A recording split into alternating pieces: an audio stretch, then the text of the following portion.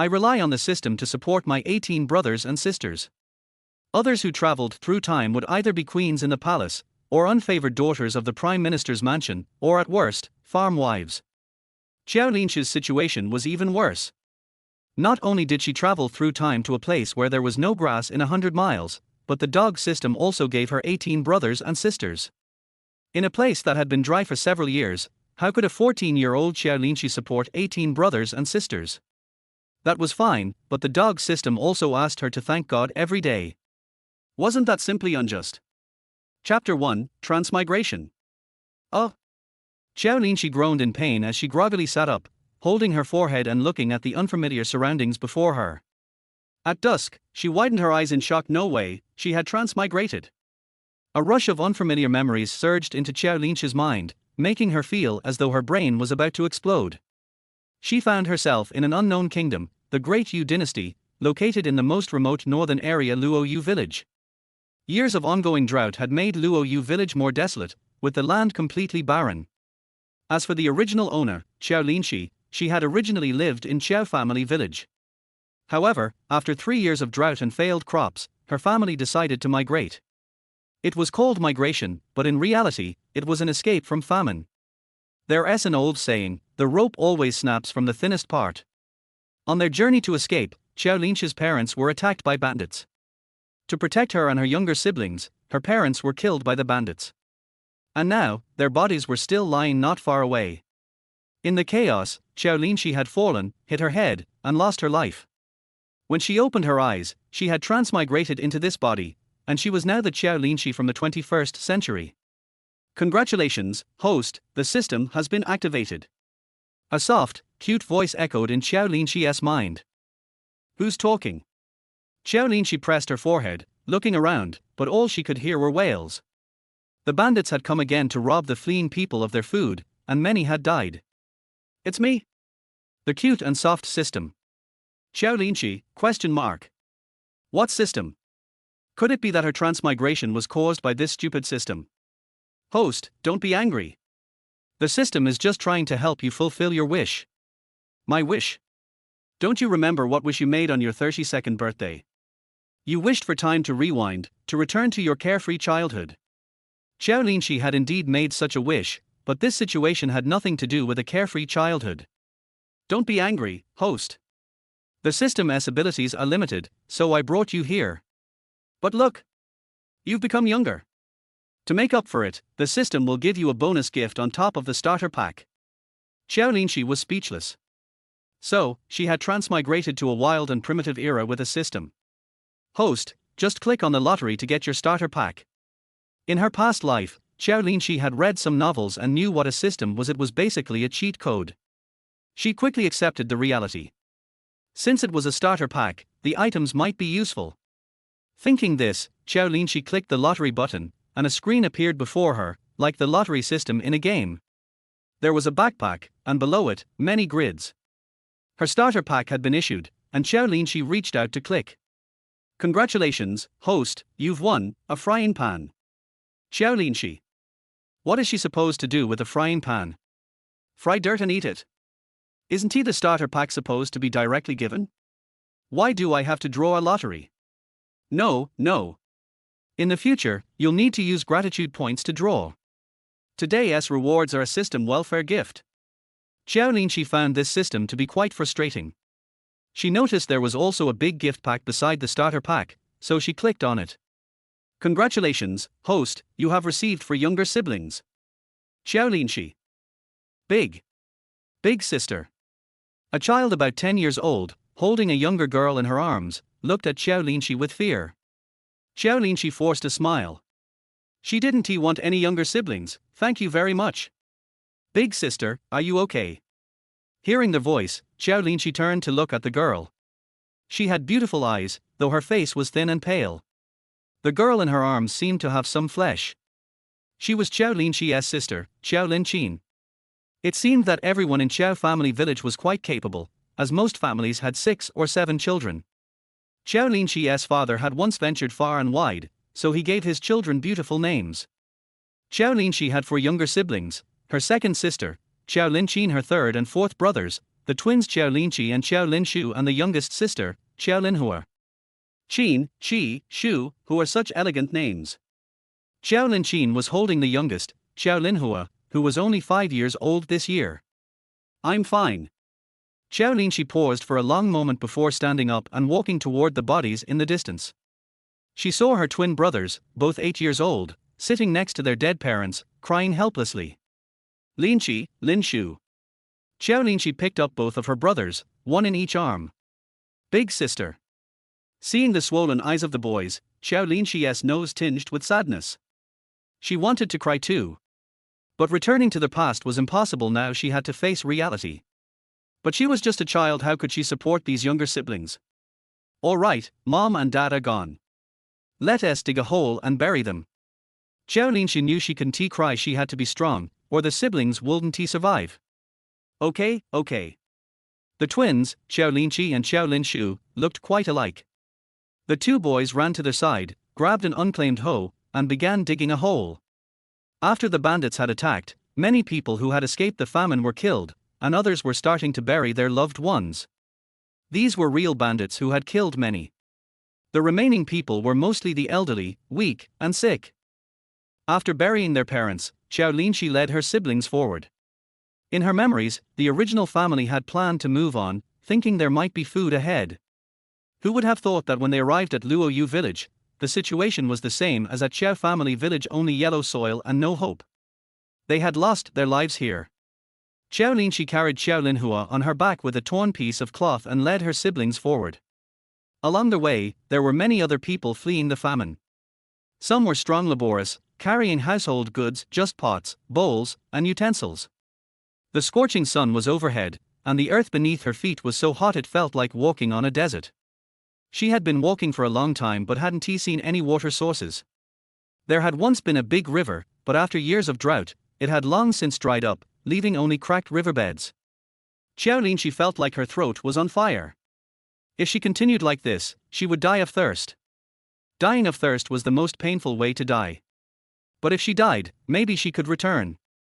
If she could go back, she would live well, find a boyfriend, get married, and not let her parents worry.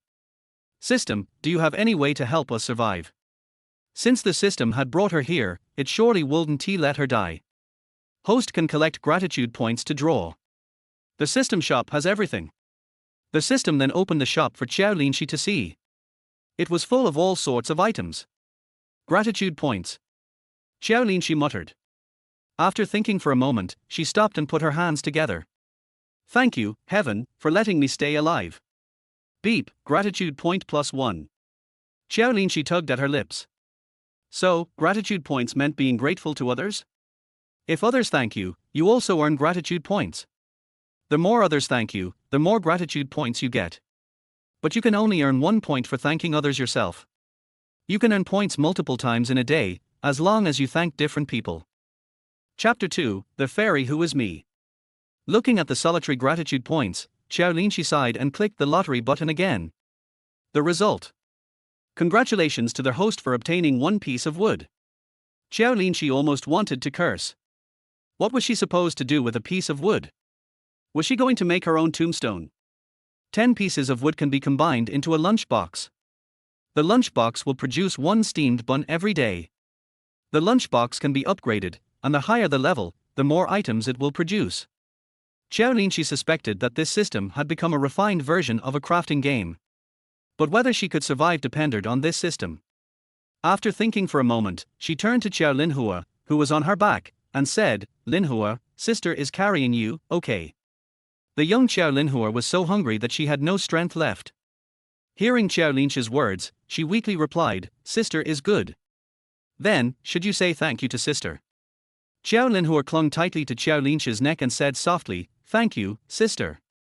Beep, gratitude points +2. Qiao Linxi quickly clicked the lottery again, and the system rewarded her with 2 more pieces of wood. Thinking of this, Qiao Linxi turned her attention to the 3 children beside her. Big sister. Qiao Linxin, holding Qiao Linxi and Qiao Linshu, looked at Qiao Linxi with fear. Could it be that their sister had gone mad? Qin, from now on, I'll take care of you. Shouldn't you say thank you to your sister? Qiao Linxi exchanged glances with her two brothers. Although Qiao Linxi's behavior was strange, she still said, "Thank you, sister." "What about Qi Qi and Shu Shu?" The two boys spoke in unison, "Thank you, sister." With 6 gratitude points gathered, Qiao Linxi quickly clicked the lottery again. The system generously gave her 6 more pieces of wood. But she still needed 1 more.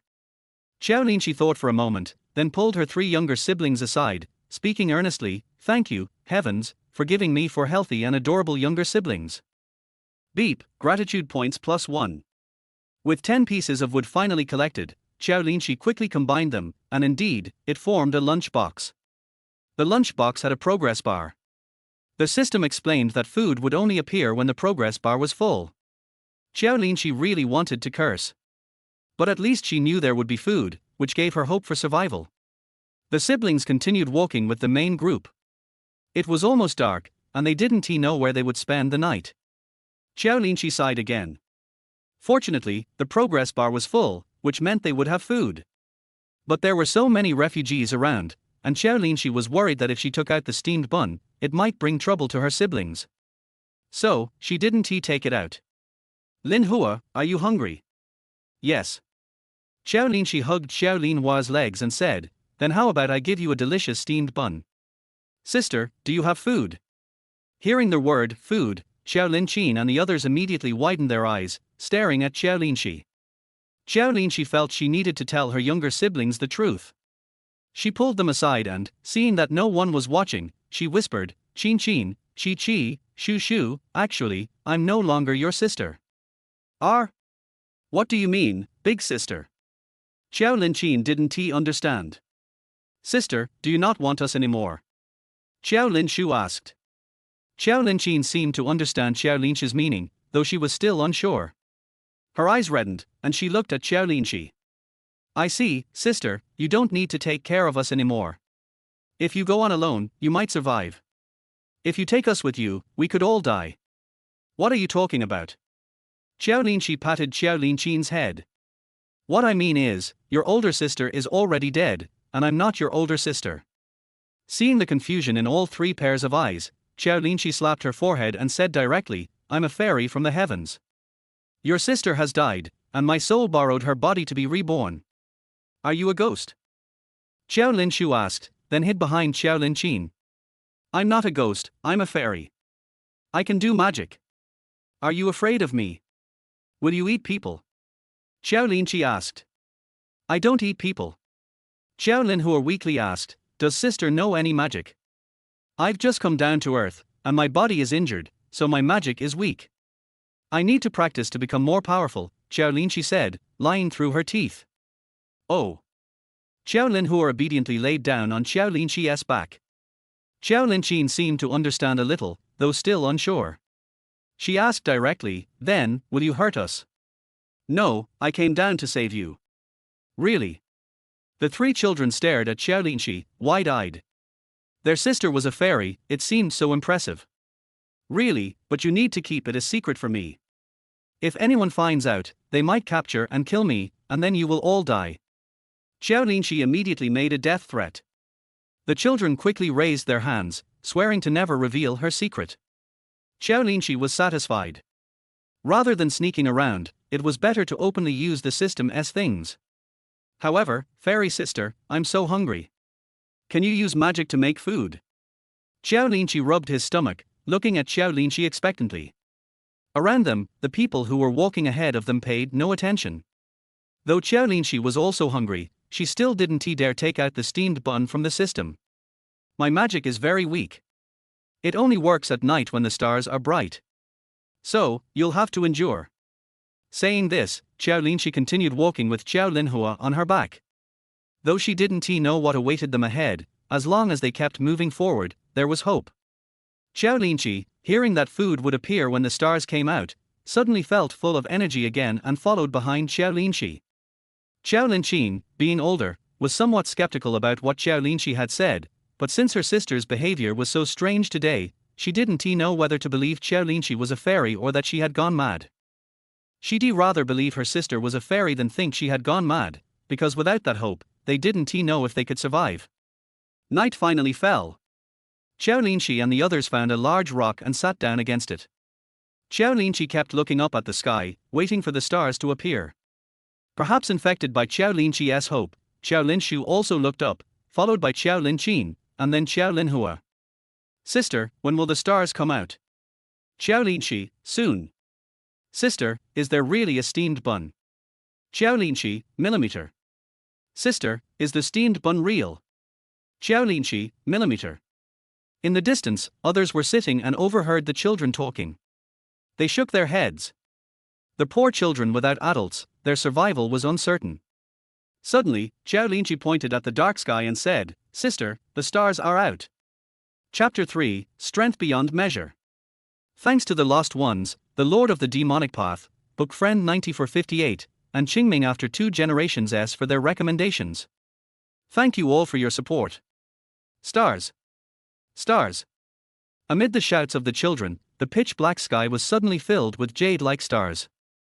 Qiao Linxi marveled, so beautiful. She hadn't forgotten to show gratitude, and added, Thank you, heaven, for letting me see such a beautiful starry sky. It truly was beautiful. In Qiao Linxi's era, the night sky was filled with neon lights, and the sky was no longer pure. She had never seen such a beautiful starry sky before. After her admiration, Qiao Linxi saw that her gratitude value had increased again in the system.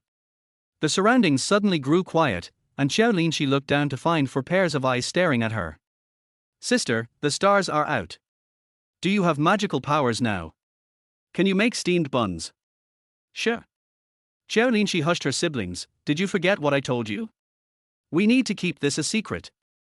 Speaking so loudly, do you want someone to catch me and make me give them steamed buns while you all starve to death? Oh. Qiao Linxi and Qiao Linxu quickly covered their mouths, and Qiao Linhua did the same with her little hand. Qiao Linxi stared directly at Qiao Linqin, who reluctantly covered her mouth as well. Whoever speaks up will not get any food. Qiao Linxi pulled the group into a circle and seriously muttered some words she didn't quite understand herself. Then, suddenly, a big steamed bun appeared in her hands. It's real, Qiao Linxu quickly covered his mouth when he saw the bun. Millimeter, millimeter, millimeter, it's real. Qiao Linxi tore the steamed bun into 5 pieces, 1 for each person. The children swallowed their pieces in 1 bite and eagerly looked at Qiao Linxi. It's all gone. My magical powers are weak, so I can only make 1 a day. As soon as she finished speaking, she heard footsteps behind her. Turning around, she saw a man walking toward her. Who are you? Qiao Linxi quickly shielded her siblings. The man smiled when he saw Qiao Linxi's expression. Little girl, are you hungry? I have steamed buns. Would you like to come over and get one? Qiao Linxi didn't move. She looked at him warily, not believing that a man would be so kind. Don't be afraid, I'm not a bad guy. If you come over, I'll give you a steamed bun. Qiao Linxi remained unmoved by his words. Don't act so suspicious. I really have steamed buns. You just have to sleep with me for 1 night, and I'll give you 1. See? The man pulled a steamed bun out of his pocket. Really? If I sleep with you for 1 night, I'll get a steamed bun. Qiao Linhua didn't understand what he meant, but she thought if sleeping could get them food, it sounded like a good deal. Yeah. The man's smile turned lecherous. Get lost. Qiao Linxi yelled as she protected Qiao Linhua. Qiao Linqin's expression was also dark. She understood what the man meant. With food so scarce, many girls were willing to trade their bodies for a meal. She had seen it happen before. Back when their parents were alive, no one dared to have ill intentions toward their sister, but now that their parents were gone, with their sister's beauty, how many people would be eyeing her? Don't be like that. I'm just trying to help you. Look, how many people have starved to death on this journey. You don't want to die of hunger, do you? Come on, I'll be gentle. I won't hurt you. Get lost. Qiao Linxi pointed at him. Do you want me to beat you? The man merely chuckled at the threat from a 14-year-old. I didn't expect you to look so innocent, but your temper is fiery. I like that. It makes it more interesting. Qiao Linxi was truly furious. She pulled out a frying pan from her system and pointed it at the man. I'll say it 1 more time, get lost. What if I don't? The man sneered. Then I'll beat you until you do. With that, Qiao Linxi swung the frying pan and started pummeling the man. Ouch!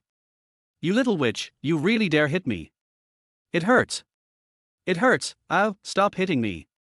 Qiao Linxi hadn't expected that her slender body would have such strength, and she knocked the man into a wild scramble, trying to protect his head. The man fled far away, and Qiao Linxi finally stopped. Seeing the steamed bun on the ground, she kicked it away. Take your dirty buns and get lost. Don't come near me again, or I'll beat you up every time I see you. The man ran off in a panic. Just as Qiao Linxi was about to go back, she heard a scream and a slap. Why are you screaming? If you want to be with me, then behave. Otherwise, I won't give you anything to eat after I'm done with you. You can scream after I'm finished. Qiao Linxi followed the sound and saw a man on top of a girl, tearing at her clothes. Beast! Qiao Linxi shouted, but she didn't intervene. If the girl was willing to trade her body for food, it wasn't her place to stop it. But the girl seemed very familiar. Qiao Linshan? The name appeared in Qiao Linxi's mind, and she looked carefully. It was indeed her second uncle's daughter, Qiao Linshan. She was a year younger than Qiao Linxi, only 13 years old this year. Damn it!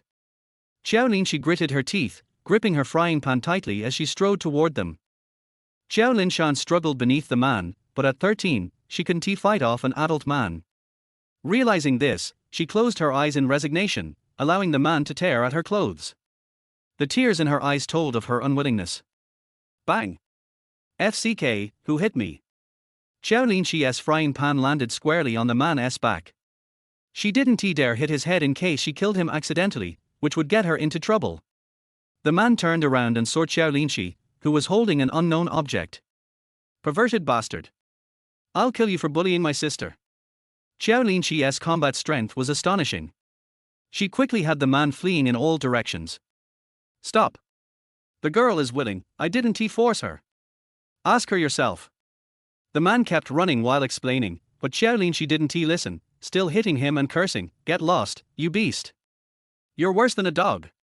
Terrified by Qiao Linxi's strength, the man ran off. Qiao Linxi then put the frying pan away and helped Qiao Linshan up. Are you stupid? Qiao Linxi looked at Qiao Linshan with a bit of disappointment. Why did you get involved? Qiao Linshan sat up, clutching her clothes. Do you know what you were doing? You're only 13. How could you do such a thing just for food? What else can I do? Qiao Linshan shouted at Qiao Linxi, Lele is starving to death. Can I, as the elder sister, just watch him die of hunger? Lele? Qiao Linxi's mind raced with names. Lele was her second uncle's son, one of the younger children in the family. Qiao Linshan was the eldest, followed by Qiao Linping, Qiao Linan, Qiao Linxi, and finally Qiao Linle. Qiao Linxi smiled faintly. People in this era really knew how to have children. All right, put your clothes on. I'll find a way to get you some food. Qiao Linxi slyly glanced at her system. Seeing she had a bit of gratitude value, she didn't hesitate to sign in. The result was: congratulations to their host for receiving 5 siblings. Chapter 4, The System is a Dog. Seeing this, Qiao Linxi cursed, fuck your brothers and sisters, it's not enough that she has 4 now, she wants 5 more. But since the system gave it to her, she has to take it with her. It's really fucked up. Ding, gratitude value increased by 3. Qiao Linxi looked at the system in confusion, and the system did not speak. Then she guessed that it might be Qiao Linshan who was thanking her in her heart. She took it for the lottery without hesitation. Congratulations to their host for obtaining an accelerator that can be used to speed up the progress of the lunchbox. This dog system is quite reliable. After Qiao Linxi used the accelerator, the progress bar of the lunchbox was full, which means she had another steamed bun. Go back and don't do such stupid things again. Qiao Linshan wiped her tears and looked at Qiao Linxi. Thank you, thank you. Qiao Linxi waved his hand and walked back to his own territory. After a while, Qiao Linshan came towards them holding a 2-year-old child, followed by 3 other children. Seeing this army of children, Qiao Linxi covered her face in pain. She was a 14-year-old child and had to take care of 9 younger brothers and sisters. Oh my god, you are kidding me. Sister Linxi. Qiao Linshan walked towards Qiao Linxi holding the child. Qiao Linxi saw that the child was breathing out more than breathing in, so he quickly took it. Where are your parents? Qiao Linxi remembered that Qiao Linshan's family came out earlier than theirs. Dad. Dad is dead, and Mom was captured by those bandits. As Qiao Linshan spoke, she burst into tears. Okay, sit down quickly. Qiao Linxi took Qiao Linler from Qiao Linshan and shook him. Lele, don't sleep. Qiao Linler raised his eyelids, glanced at Qiao Linxi, and then closed his eyes again. Qiao Linxi was also anxious. Even if she had a steamed bun now, Qiao Linler couldn't eat it in this state. What he needed most was water. Thinking about it, Qiao Linxi looked up at Qiao Linshan. Qiao Linshan, just follow me from now on. Shouldn't you thank me? Thank you, Sister Linxi. Thank you, Sister Linxi. Qiao Linshan took the lead, and her younger brothers Ping Anxi all thanked Qiao Linxi. When Qiao Linxi saw that her gratitude value had increased by 6 points, she spent 2 points on a lottery and won 2 wooden planks. After thinking about it, Qiao Linxi asked the system if there was a way to make a wish. The system is also very reliable and told Qiao Linxi that he can exchange 5 points of gratitude for 1 wishing point. Seeing that she was still a little short of gratitude points to redeem her wish points, Qiao Linxi silently thanked God for blessing her brothers and sisters, who were still alive and well. After collecting 5 points of gratitude, she exchanged them for 1 wish point and wished for a bottle of water. The system actually gave her a bottle of water, but she didn't dare take it out. Instead, she hugged Qiao Linler and walked a few steps to his back, then covered his mouth with her hand. Sister, what are you doing? Seeing Qiao Linxi's actions, Qiao Linshan suddenly panicked. She thought Qiao Linxi was going to kill Qiao Linler. Even though Lele is almost starving to death, you can't kill him. Qiao Linshan wanted to go over and hug Qiao Linler, but was stopped by Qiao Linshu. Sister Linshan, my sister is. Qiao Linshu swallowed his words halfway through and changed his words. My sister won't kill Lele, don't worry. Qiao Linxi looked at Qiao Linshu and raised her eyebrows. The brat was quite reliable and did not expose her secret. Qiao Linler in Qiao Linxi's arms felt his lips were cool and he couldn't help sucking them. He took his hand away only when he saw that a quarter of the water in the bottle was gone. Qiao Linler, who couldn't drink the water, burst into tears. Hearing Qiao Linler's crying, Qiao Linshan quickly ran over and hugged Qiao Linler. Qiao Linler finally cried. She had been listless before. She was really worried that Lele would starve to death. Shui, I want to drink some water. Qiao Linler opened his eyes and looked at Qiao Linshan. Qiao Linshan also noticed that there was water on Qiao Linler's lips. She looked at Qiao Linxi in surprise. Sister Linxi, where did you get the water? I secretly saved it before, but I was reluctant to drink it. Well, now that Lele is fine, let's all take a rest. Qiao Linxi rubbed her swollen forehead. She had a headache. These 9 younger brothers and sisters all depended on her, and she also had to rely on the system. She hoped that the system could be more reliable. In this way, Qiao Linxi, a 14-year-old child, spent a long night with his 9 younger brothers and sisters. The next day, Qiao Linxi was awakened by the system reminder. Host can sign in now. Qiao Linxi rolled her eyes in her heart, but still silently repeated the 2 words, sign in her mind. She didn't expect the system to give her anything good, she just wanted a bottle of water. The system gave her a packet of flower seeds. As expected, the dog system is a dog. Why give her flower seeds? Can flowers grow in this damn place? Even if they grow, what's the use? The host doesn't understand this, right? Everything in the system can be synthesized. 2 packs of flower seeds can be synthesized into large flower seeds, and 2 packs of large flower seeds can be synthesized into flowers. Qiao Linxi patiently asked, what do I need flowers for? Can they be eaten? No, flowers can only be used for viewing. So don't you think the host will be in a good mood if you have beautiful flowers? Seeing Qiao Linxi talking to himself, Qiao Linxin was somewhat used to it. She didn't explain and woke up Qiao Linshu and the others and prepared to set off. Qiao Linxi began to express gratitude on a daily basis. Thank God we are all still alive. After gaining some more gratitude points, Qiao Linxi clicked on the lottery and received a piece of wood. It seems that I need to collect more gratitude points. Qiao Linxi thought about it and tried to make Qiao Linxin and the others as grateful as he was. As a result, there were really gratitude points. Qiao Linxi quickly drew the lottery. The gratitude points of Qiao Linxin and the other 3 were only 4 points. Qiao Linxi drew for wooden boards, which together with the previous 2 made only 6. Thinking of this, Qiao Linxi looked at Qiao Linshan and told them to be grateful to God for letting them be alive. Although Qiao Linshan was reluctant, she still did it. Qiao Linxi got another 5 points of gratitude. She took them to the lottery and won 5 wooden boards. Qiao Linxi combined the 10 wooden boards into a lunchbox, which was the lunchbox before the upgrade. Previously the lunchbox was shown at level 1, but now it is at level 2. The progress bar has been shortened by half, and 2 steamed buns can be produced at a time, which means 4 steamed buns a day. This is reasonable and can barely keep one alive. Okay, come around. Qiao Linxi asked her 9 younger brothers and sisters to gather around her. She took out 3 steamed buns from the lunchbox, broke them open and gave them to the children. Then she asked them to bend their palms and poured a little water into each of their hands. Although it is a small amount, it can still moisten the lips, which is very satisfying for children who have not had any water for several days. Thank you, Sister Linxi. Thank you, sister. Several children thanked her sensibly, and Qiao Linxi's gratitude value increased by 9 points. She used 5 points to exchange for a wish, asked for a bottle of water, and used 4 points for the lottery. Congratulations to their host for having 9 younger brothers and sisters. What the hell?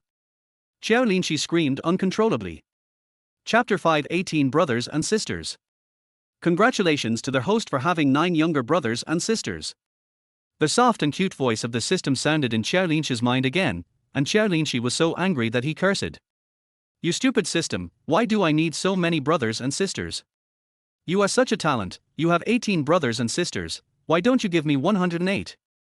I can still be a hero on Liangshan Mountain. You stupid system, what are you doing giving me 18 brothers and sisters in this crappy place?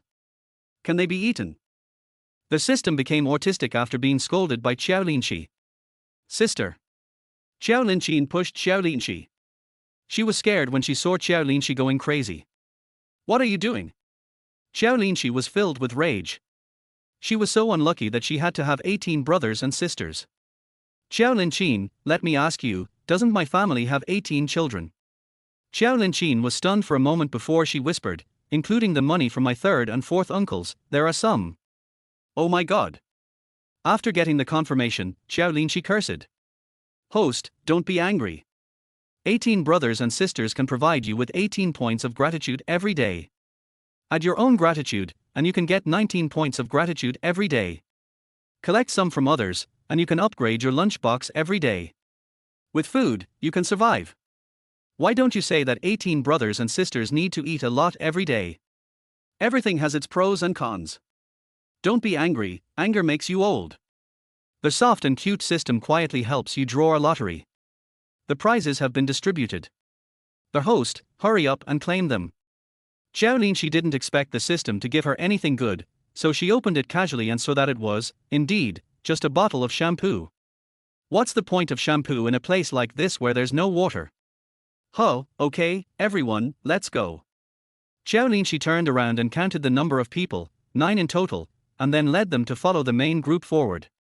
Qiao Linshan carried the youngest Qiao Linla on her back, held her younger brother tightly and followed Qiao Linxi. Just because Qiao Linxi could take out steamed buns and water, she had to follow her. After walking for a while, the group saw a big tree, but the ground under the tree was full of people, some of whom were picking leaves and chewing them. This drought really left no chance for survival. The leaves of the big trees were quickly picked up, leaving even the bark. Run! The bandits are coming!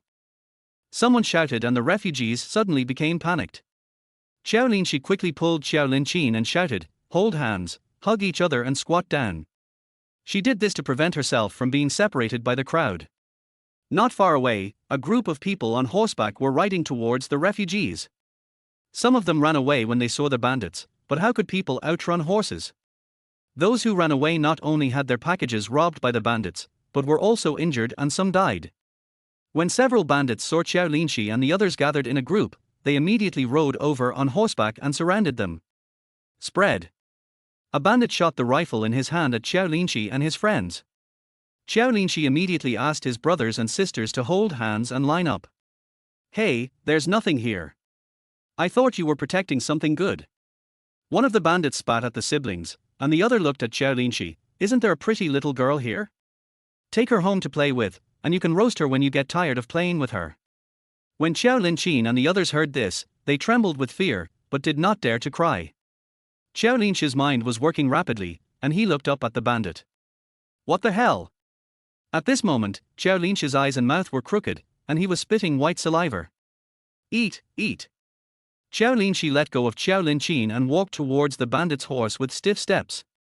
He coughed while talking, and spit flew all over the air. Is it tuberculosis? Don't get infected.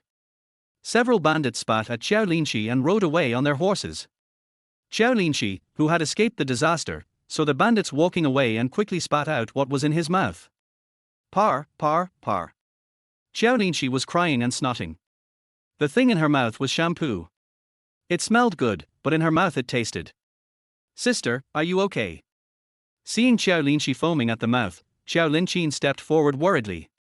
It's okay. Everyone is here, right? Qiao Linxi said, and counted again, 7, 8, 9, all 9 are here. Fortunately, we are all still alive. Qiao Linxi patted his chest with lingering fear, and his gratitude value increased a little bit. She didn't dare waste water to clean her mouth. She just wiped her mouth with her clothes and continued walking. Soon, the 9 younger brothers and sisters given to her by the system appeared. Because of the attack by bandits, only a few children were left in the families of Qiao Linxi's 3rd and 4th uncles.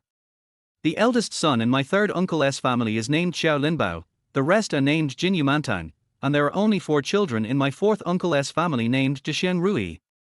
This made Qiao Linxi happy. The people in this family were quite cultured. They were good at playing chess, calligraphy and painting, and they were safe and happy, with a house full of wealth and good fortune. The names were easy to remember, but Qiao Linxi couldn't remember who was who. He just counted the number of people and found that there were exactly 18, not one more or one less. 11. Qiao Linxi's 4th uncle was still breathing. He held Qiao Linxi's hand and said, "You are the eldest sister. Zhixiang Rui and the others are now in your hands. You should do your best to take care of them. If they really cannot survive, I will not blame you." After saying that, 4th Uncle Qiao also passed away. Qiao Linxi had no choice but to take the children to bury the 4 adults. After burying them, she counted her brothers and sisters again before she started talking. From now on, I will take care of you. You must obey me. Otherwise, I will leave him on the road and let him starve to death. Qiao Linbao from his 3rd uncle's family is the eldest child, a boy, which makes Qiao Linxi feel that it is not so bad. Except for Qiao Linla, the youngest child in his 2nd uncle's family, the youngest of the others is at least 3 years old and can take care of themselves. This group of children, including a pair of twins in one family, made Qiao Linxi sigh that their genes were so strong. After taking in the children from his 3rd and 4th uncle's families, Qiao Linxi gained another 9 points of gratitude. The gratitude points comforted Qiao Linxi a little, as he no longer had to starve to death.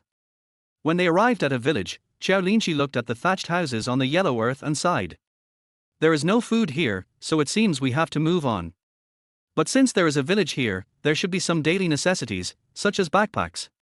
Qiao Linxi thought that there might be more and more things in the system in the future. They couldn't just appear out of thin air, right? She had told her brothers and sisters about everything, but there were others as well. There were so many people and they would talk a lot. What if she let something slip and was caught as a monster? Thinking about it, Qiao Linxi took out 4 points of the 9 points of gratitude to draw a lottery. Har! In addition to giving her 18 brothers and sisters, the system also gave her a can of lollipops. Qiao Linxi planned to take one out and exchange it for some daily necessities in the village. Chapter 6, Acting Skills. With this in mind, Qiao Linxi stood in front of a row of brothers and sisters. "You, come with me, Qiao Linbao, you are the oldest boy among us, you have to take good care of your brothers and sisters. Don't run around if you don't have anything to do. And Qiao Linshan, you take care of them and wait for us to come back." The people Qiao Linxi named were Qiao Linping from his 2nd uncle's family and Qiao Linji from his 4th uncle's family. Qiao Linbao is from my 2nd uncle's family. He is 11 years old this year and is almost as tall as Qiao Linxi. "Sister, what are you going to do?" Qiao Linxin looked at Qiao Linxi. "I'll go with you." "No, just keep an eye on them. Hold hands and form a circle. Don't pay any attention to anyone who calls you." "Got it." Qiao Linxi turned into a nagging old woman and gave instructions several times before leaving. Qiao Linxi led the two boys towards the village. There were several ferocious-looking men standing at the entrance of the village. Recently, there had been waves of refugees arriving, so they had no choice but to send people to guard the entrance of the village to prevent the refugees from entering to steal things. Stop! You are not allowed to enter the village. Qiao Linxi stopped immediately after being scolded by the big man in the middle. She pulled Qiao Linxi and Qiao Lingping and said with tears in her eyes, "Uncle, we are not bad people, and we will not steal things. I just want to go into the village to exchange some things." The big man saw that Qiao Linxi was a girl, then looked at the two half-grown children next to her and couldn't help but frown. "Uncle, please be kind. Both our parents are gone, and I am the only one left. We came to the village just to exchange some things for a backpack so that we can carry things in the future." The man looked at Qiao Linxi and asked, "What do you want in exchange?" "Qiao Linxi bit her lip, "I'll exchange it for candy." As she spoke, Qiao Linxi opened her palm, and a pink lollipop lay in it. "I only have one candy, but I have 18 brothers and sisters, so it's not enough to share. So I thought of exchanging it for something useful." "No, who knows what's in your hand?" The man refused to let Qiao Linxi go because he hadn't seen the lollipop in her hand. "Uncle, do you have children at home? Why don't you let them try it? It's really sweet. If there wasn't only one, I wouldn't be willing to give it up in exchange." The man still didn't believe Qiao Linxi, so Qiao Linxi had to knock the lollipop on the big rock next to her and then pick it up and peel off the outer candy wrapper. The candy ball had broken into pieces. She took a small piece and handed it to the man. "It's really sweet. If you don't believe me, you can try it. Who knows if you're going to poison me? Leave now, or don't blame us for being rude." Qiao Linxi sighed and had to put the lollipop in her mouth, with a satisfied look on her face. It's not that she didn't want to take out the lollipop and share it with her brothers and sisters, but this lollipop makes people thirsty, and there is so little water now. Don't eat the lollipop without water and die of thirst. "Old Li, I think she's fine eating it, how about we try it too?" Someone nearby smelled the fruit, swallowed and said. Qiao Linxi quickly handed the broken piece to the man. "Uncle, I couldn't have poisoned it. Try it. This candy was given to my father by the wealthy families when he was out there making his living." When the man heard that it was eaten by wealthy families, he put it in his mouth without hesitation. "Hey, it's really sweet." Qiao Linxi gave another person a piece of broken pieces, and that person also said it was sweet, but the person in the middle didn't get any. "Little girl, you're out of candy, we can't let you in." Qiao Linxi's eyes turned red, and she pursed her lips as she fumbled around in her arms. Then she was delighted and took out another one. "I have another one." "Hey, then come with me. I have what you want at home." In this way, Qiao Linxi successfully entered the village. Qiao Linping and Qiao Linji behind him looked at the candy in Qiao Linxi's hand and swallowed their saliva. They also wanted to eat it. Qiao Linxi followed the man into the village, only to find that everyone in the village made a living by working as a blacksmith. However, due to years of drought, crops could not be grown, so no one bought farm tools. "Uncle, do you have any sickles or anything like that at home? Can you give me some? We are fleeing, and having something in our hands can also help us protect ourselves, right?" "Yes, but don't you just want the backpack?" Qiao Linxi's eyes were red. "I also want something to defend myself. To be honest, besides these two brothers, I have 16 brothers and sisters. They are all very young and I am afraid of being bullied. You also know that the droughts over the years have driven people crazy. During the escape, many people were so hungry that they would eat people. We are all children. If we are targeted by someone, it will be very dangerous." 16. How come your parents are so fertile? Including you, they have 19 children, right? The big man was shocked by Qiao Linxi's words. Qiao Linxi nodded with red eyes. "Yes, including me, there are 19 children in total. Our parents are dead, and I am the only eldest sister." "Oh, what a poor girl." The man's wife heard the conversation and walked in. "Master, just give her something. Although we don't have food to give her, we have sickles and backpacks at home, and they are not worth much. The sickle is rusty, so just give it to her." "Thank you, auntie. You are kind and beautiful. You are truly the reincarnation of a living bodhisattva." Qiao Linxi successfully got what she wanted with her acting skills. The man was kind-hearted and gave the thing to her without asking for Qiao Linxi's candy. But Qiao Linxi still stuffed the candy into his wife's hand. She also did not forget to thank the couple, and asked Qiao Linxi and Qiao Linping to thank the couple as well, which increased her gratitude. It seems that this system is pretty good. As long as you hear words of thanks, you will collect gratitude points. Of course, this host is the super invincible, super soft and cute little system cutie in the entire system world. Chirp. Qiao Linxi rolled her eyes in her heart. Without saying anything, she took the two boys out of the village. Her brothers and sisters were all standing there waiting for her. Looking at her 18 brothers and sisters who were as good as the heroes of Liangshan, Qiao Linxi had a headache. She really couldn't remember so many people, nor could she take care of them all the time. So, as the eldest sister, she started to lecture them. From today on, all of you have to follow me. Of course, you can also choose to make a living on your own, and I won't stop you. If you want to continue to follow me, then I will do my best to take care of you. But there are too many of us, and I can't take care of everyone, so the eldest brothers and sisters in each of your families will be responsible for taking care of their younger brothers and sisters. Come and talk to me if you have any problems. I don't ask for anything from you, I just hope you can be grateful. Only with gratitude can you live a better life. From now on, the first thing we do when we wake up is to do a Thanksgiving ceremony. Got it. New. The 18 brothers and sisters were very obedient, which made Qiao Linxi feel a little better. Sister Linxi, where are we going next? Chapter 7. She is the light. Where to go? Qiao Linxi didn't know either. She just distributed the backpacks and sickles she got to the elder brothers and sisters of each family, handed the backpack on her back to Qiao Linxin, and she carried Qiao Linhua on her back. The group of children continued to move forward. As they were all children, they attracted a lot of attention, and some even came to steal their backpacks. They thought that if a group of children could survive for so long, they must have food, but in the end, there was nothing in the backpacks except some rusty sickles. Everyone is moving forward. Although they don't know what the future holds, they all have one thought in their mind: as long as they move forward, there is hope. Qiao Linxi didn't know how long she had been walking with her brothers and sisters.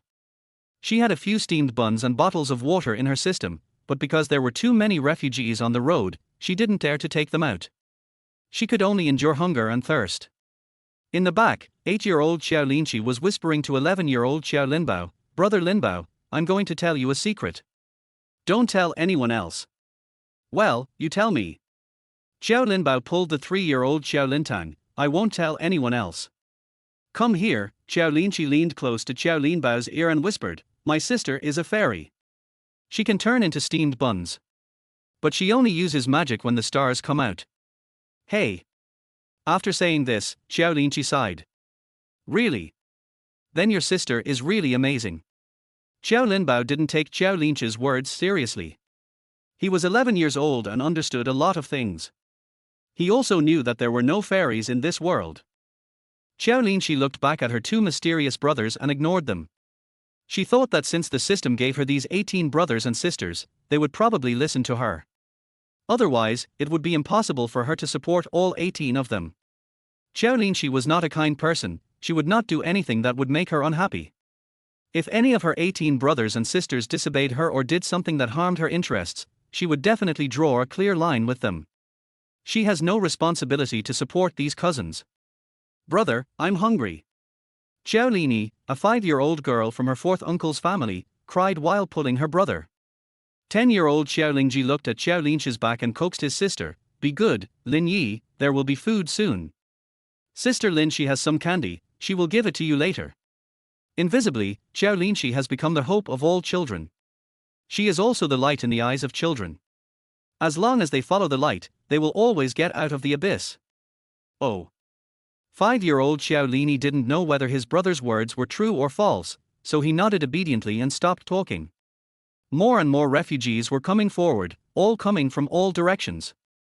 Qiao Linxi and his friends were very eye-catching. Some even had their eyes on Qiao Linxi. "Girl." A woman came over to talk to Qiao Linxi because she was pretty. "It must be hard for you to take care of so many brothers and sisters by yourself, right? Why don't you come and walk with us?" The woman said, approaching Qiao Linxi mysteriously, "I can give you half a steamed bun, as long as you agree to marry my son, the bun will be yours." As she spoke, the woman carefully took out something wrapped in black cloth from her bosom. After opening it layer by layer, she revealed half of a hard and yellowed steamed bun. In such a famine situation, it is really not easy to save half a steamed bun. But for Qiao Linxi, who had a plug-in system, this half-yellowed bun was a little ridiculous. She could have several fragrant and soft white buns. Well, if you marry my son, you won't have to worry about these brothers and sisters. There are 3 of us in our family, plus you, there are only 4 of us. We can definitely survive if we go together. But it's still unknown whether you can survive with so many brothers and sisters.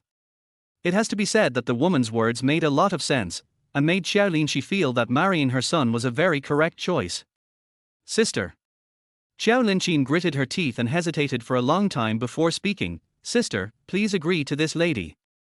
I think her son is also a good man, handsome and talented. Qiao Linxi thought that Qiao Linxi would not let her get married, but she didn't expect that this sister would actually persuade her to get married. Can you bear to see me get married and leave you alone?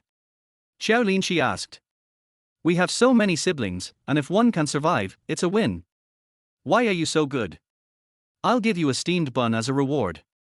Qiao Linxi rubbed Qiao Linxi's hair, stretched out her fist in front of Qiao Linxi, and asked Qiao Linxi to bump fists with her. After Qiao Linxi touched it, Qiao Linxi opened her hand and found nothing inside. However, she said, "Look, a big, fragrant steamed bun." Qiao Linxi burst out laughing, then pretended to take the bun and put it in her mouth, chewing it with a smacking sound, and said with a satisfied look on her face, "It's delicious. Don't worry, I won't abandon you." After saying that, Qiao Linxi looked at the woman and said, "Thank you for your favor, auntie, but my brothers and sisters are still young, I won't abandon them." Alas, the woman lamented, "What a good child, it's a pity that he ran into a famine." After walking for a long time, I could vaguely see the city wall on a piece of yellow land. When I got closer, I realized that it was really a city wall. But the city gate was closed, and there were several people with knives in their hands guarding the gate. The city gate had already been surrounded by refugees who had arrived early. They all wanted to enter the city, believing that there must be food in the city.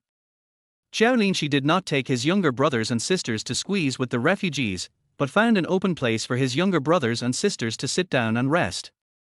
There are 3 bottles of water and 5 steamed buns in her system. She stored one last night and produced for more in the lunchbox today. It was quite a test for Qiao Linxi to share the water equally among his 18 brothers and sisters. 3 bottles of 500 milliliters water equaled 1,500 milliliters, which was divided into 18 portions, so each person could drink 80 milliliters, cut a steamed bun into 4 pieces, so each person could get a quarter of a steamed bun. After figuring out how to divide it, Qiao Linxi was in trouble again.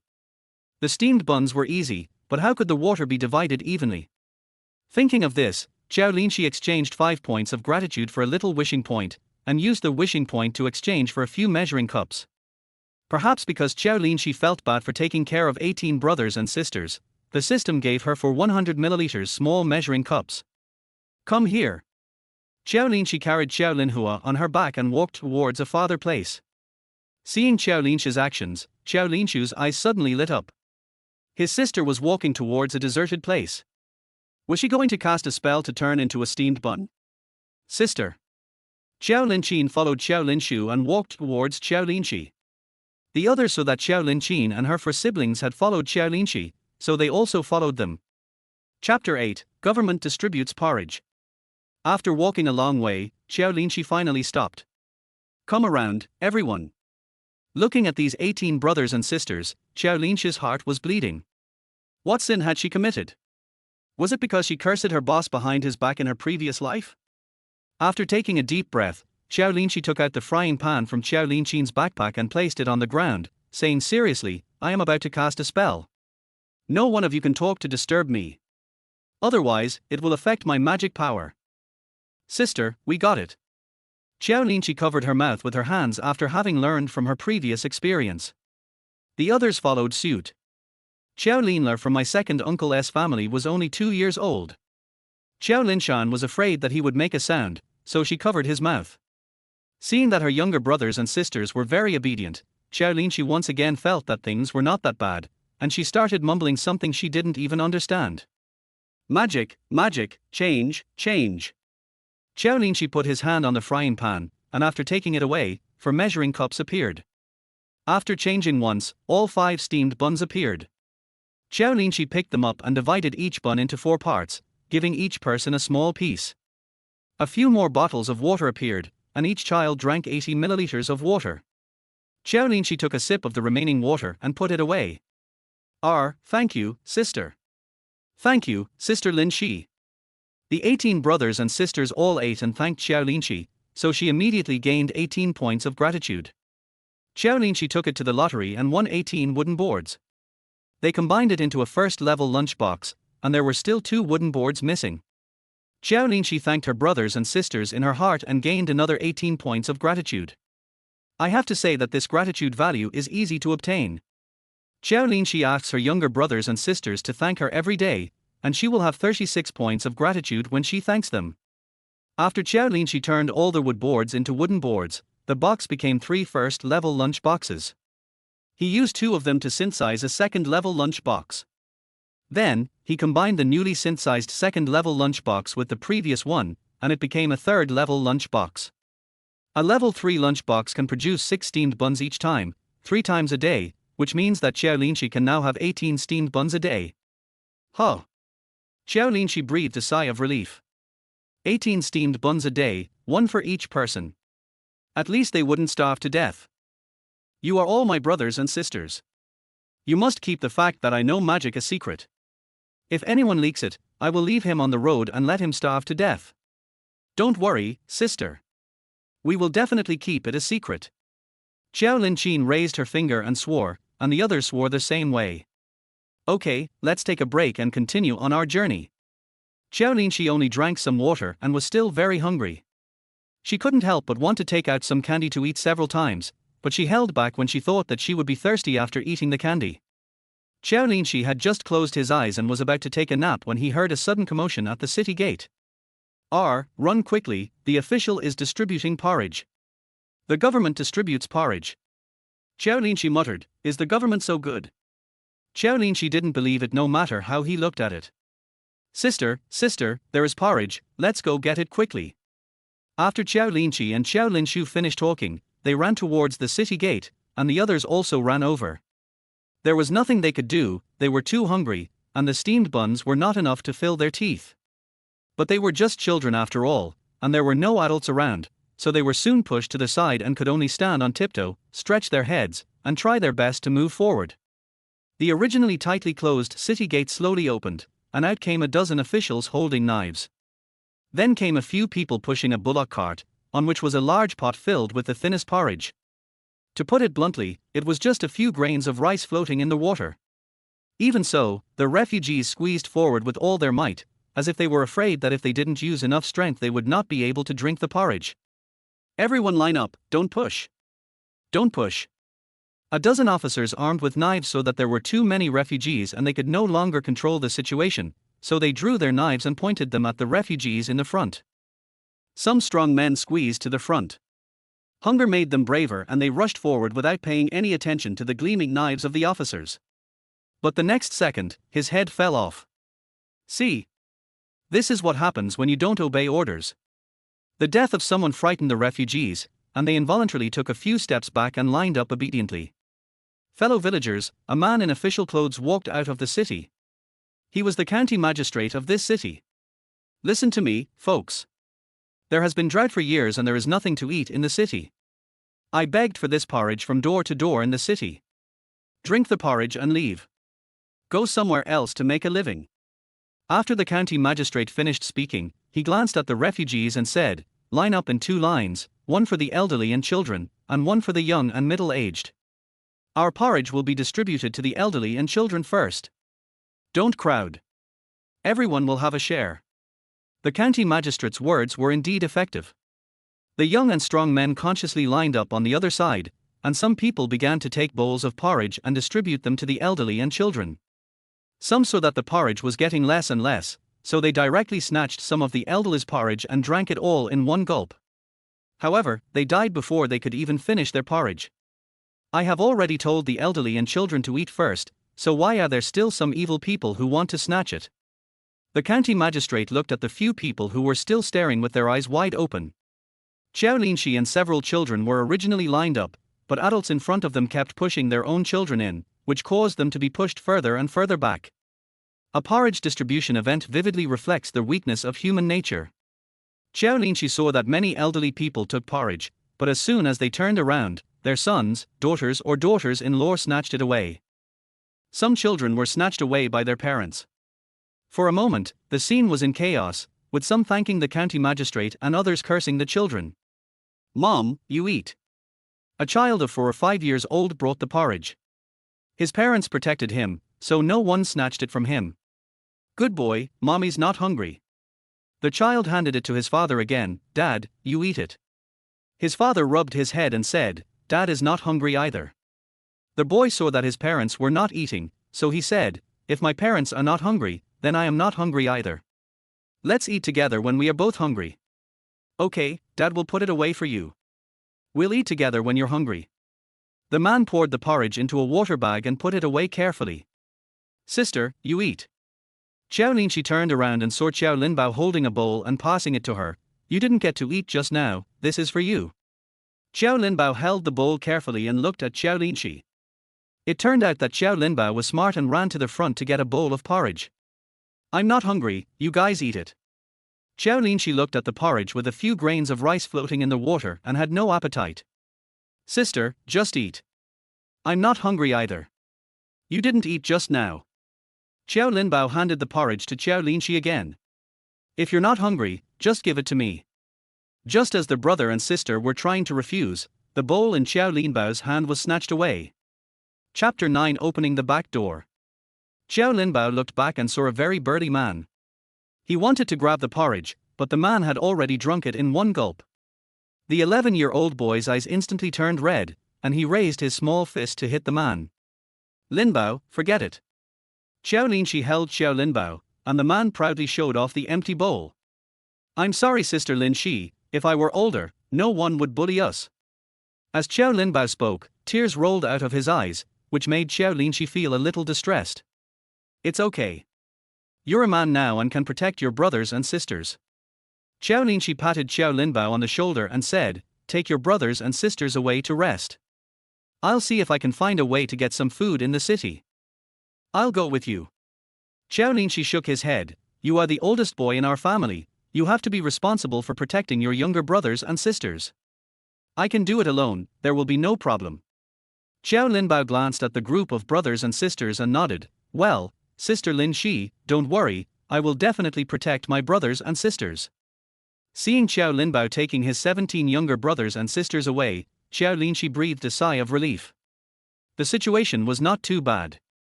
At least all the children were obedient and united. Qiao Linbao knew that Qiao Linxi was the oldest among their group of children. As the saying goes, an eldest sister is like a mother. They had to listen to Qiao Linxi and they had to unite in order to have hope of survival.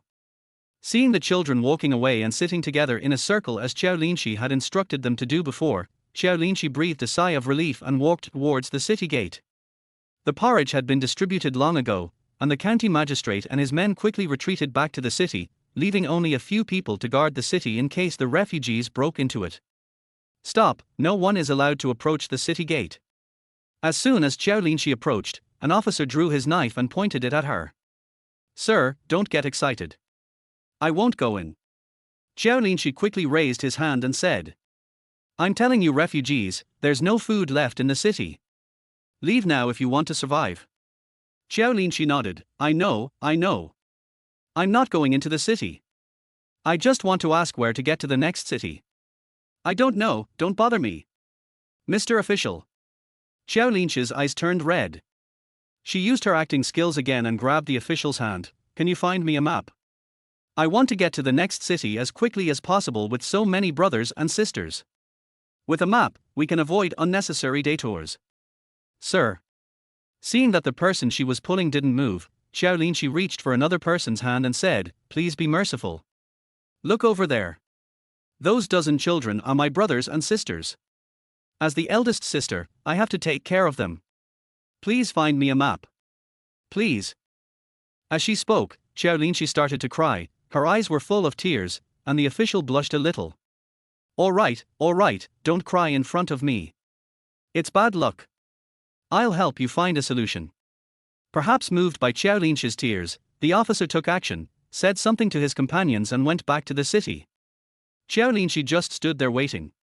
Many people who had eaten the porridge nearby kept thanking the county magistrate, saying things like he was the reincarnation of a living bodhisattva.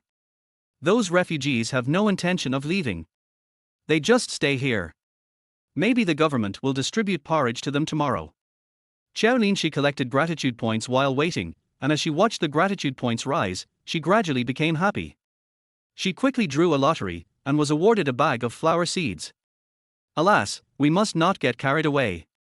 Qiao Linxi shook his head and combined this flower seed with the previous one to form a pack of large flower seeds. The rest were wooden boards, which Qiao Linxi used to combine into a lunchbox. This lunchbox is quite difficult to upgrade. A first-level lunchbox requires 10 wooden boards, and 1 steamed bun is produced each time, once a day. 2 level 1 meal sets can be upgraded to level 2, producing 2 steamed buns each time, twice a day. To upgrade from level 2 to level 3, you need 2 level 2 lunchboxes, 6 steamed buns each time, 3 times a day. A level 3 lunchbox requires 40 wooden boards. If you want to upgrade to level 4, you will need 2 level 3 lunchboxes, which means 80 wooden boards. Level 5 requires 2 level 4 ones, which requires 160 wooden boards. Level 6. Oh, Qiao Linxi is confused. Anyway, I can use the gratitude points to draw a lottery. After waiting for about half an hour, the person who was pulled by Qiao Linxi at the beginning felt a little bit sorry when he saw Qiao Linxi, a pretty girl, had her face reddened by the sun. Said, "Girl, come closer, this place can also block the sun." No. Qiao Linxi smiled and refused. Perhaps because he saw that Qiao Linxi was innocent, the man spoke again, "How about you come here and I'll let you go into the city?" Qiao Linxi shook her head again, "Thank you for your kindness, sir. If I were alone, I would definitely go in, but I have so many brothers and sisters that I won't go in and cause trouble for you, sir." The conversation between the two was heard by the people next to them. A woman who didn't get to eat the porridge became unhappy and stood up and walked towards Qiao Linxi. "Sir, please let me in." The officer glanced at the woman and ignored her. The woman immediately became unhappy and said loudly, "Why let her in but not us? Is it because this little girl is pretty?" Qiao Linxi glanced at the woman and said nothing. The woman felt like she had punched cotton. This is incredible. Young girls nowadays are so powerful that they can hook up with the police to get backdoor access. Everyone come and take a look. As the woman spoke, the people around her started to make a noise. When the woman saw that someone was making a noise, she spoke even more excitedly. "You are still young and don't learn good things. All you have learned is how to seduce people." Qiao Linxi glanced at the woman and said, "This lady is old but still hasn't learned well. She keeps saying slanderous things. You." The woman was only in her early 20s, still young in theory, but she was so angry when Qiao Linxi described her as old. I'm going to beat you to death, you little bitch. You're just relying on your youth and beauty to seduce the police. I'm not going to tear your face off." The woman raised her hand excitedly and was about to hit Qiao Linxi. At this time, the official who went into the city to find a map for Qiao Linxi came out and saw this scene and scolded him. "What are you doing? Want to cause trouble? Believe it or not, I will kill you." The officer actually drew out a knife as he spoke. The woman was so scared that she took a few steps back. These officers were really capable of killing people. "Girl, take the map you asked for and leave quickly, otherwise you will be in trouble if you can't reach the next city before dark." The officer handed a package wrapped in cloth to Qiao Linxi. Qiao Linxi was stunned when he took it. There were other things in the cloth bag. Chapter 10 Despair. The cloth bag was bulging and exuded a familiar smell. Sniff. The woman next to her smelled an enticing scent and sniffed hard. Where does the smell of steamed buns come from? It smells so good. It's not that the woman has a good nose, but hunger will amplify a person's sense of smell. The woman sniffed around and finally fixed her eyes on the package in Qiao Linxi's hand. Then he stared at Qiao Linxi and asked, "Do you have any steamed buns? Where are the steamed buns?" Qiao Linxi put the cloth bag into his arms and ignored the crazy woman. "It's on you. I saw it all." As she said that, the woman came up and pulled Qiao Linxi, "Take it out quickly." Don't hide the food. Are you crazy? Where can I get steamed buns? Being pulled by the woman, Qiao Linxi finally got angry and grabbed his clothes and was about to leave. I saw it all. He gave it to you, and he said you had no relationship. If you hadn't hooked up with him, how could this officer have given you the steamed buns alone? When they heard that there were steamed buns, everyone pounced on Qiao Linxi like hungry wolves. During the struggle, someone started to tear Qiao Linxi's clothes. Although Qiao Linxi had the soul of a 30-year-old, her body was still that of a teenager. How could she resist the starving refugees? What are you doing? Are you guys being hooligans? Help me. Qiao Linxi was soon pounced on, and someone tore her clothes, revealing her pink bellaband. At that moment, Qiao Linxi felt as if she had become a wounded little lamb, and these people were tigers and hungry wolves, tearing at her flesh. For the first time, Qiao Linxi experienced what despair was. What are you doing? Let my sister go. Hearing Qiao Linxi's cry for help, Qiao Linbao and several boys rushed over from a distance to pull away those who kept throwing themselves at Qiao Linxi. But they were all children who had not grown up, and their strength was not as great as that of adults. Besides, these people thought they had food, so they went crazy, and they could not pull those people at all. What are you doing? The officers at the city gate could not bear to watch any longer, so they drew their knives and hit the refugees with the backs of their knives.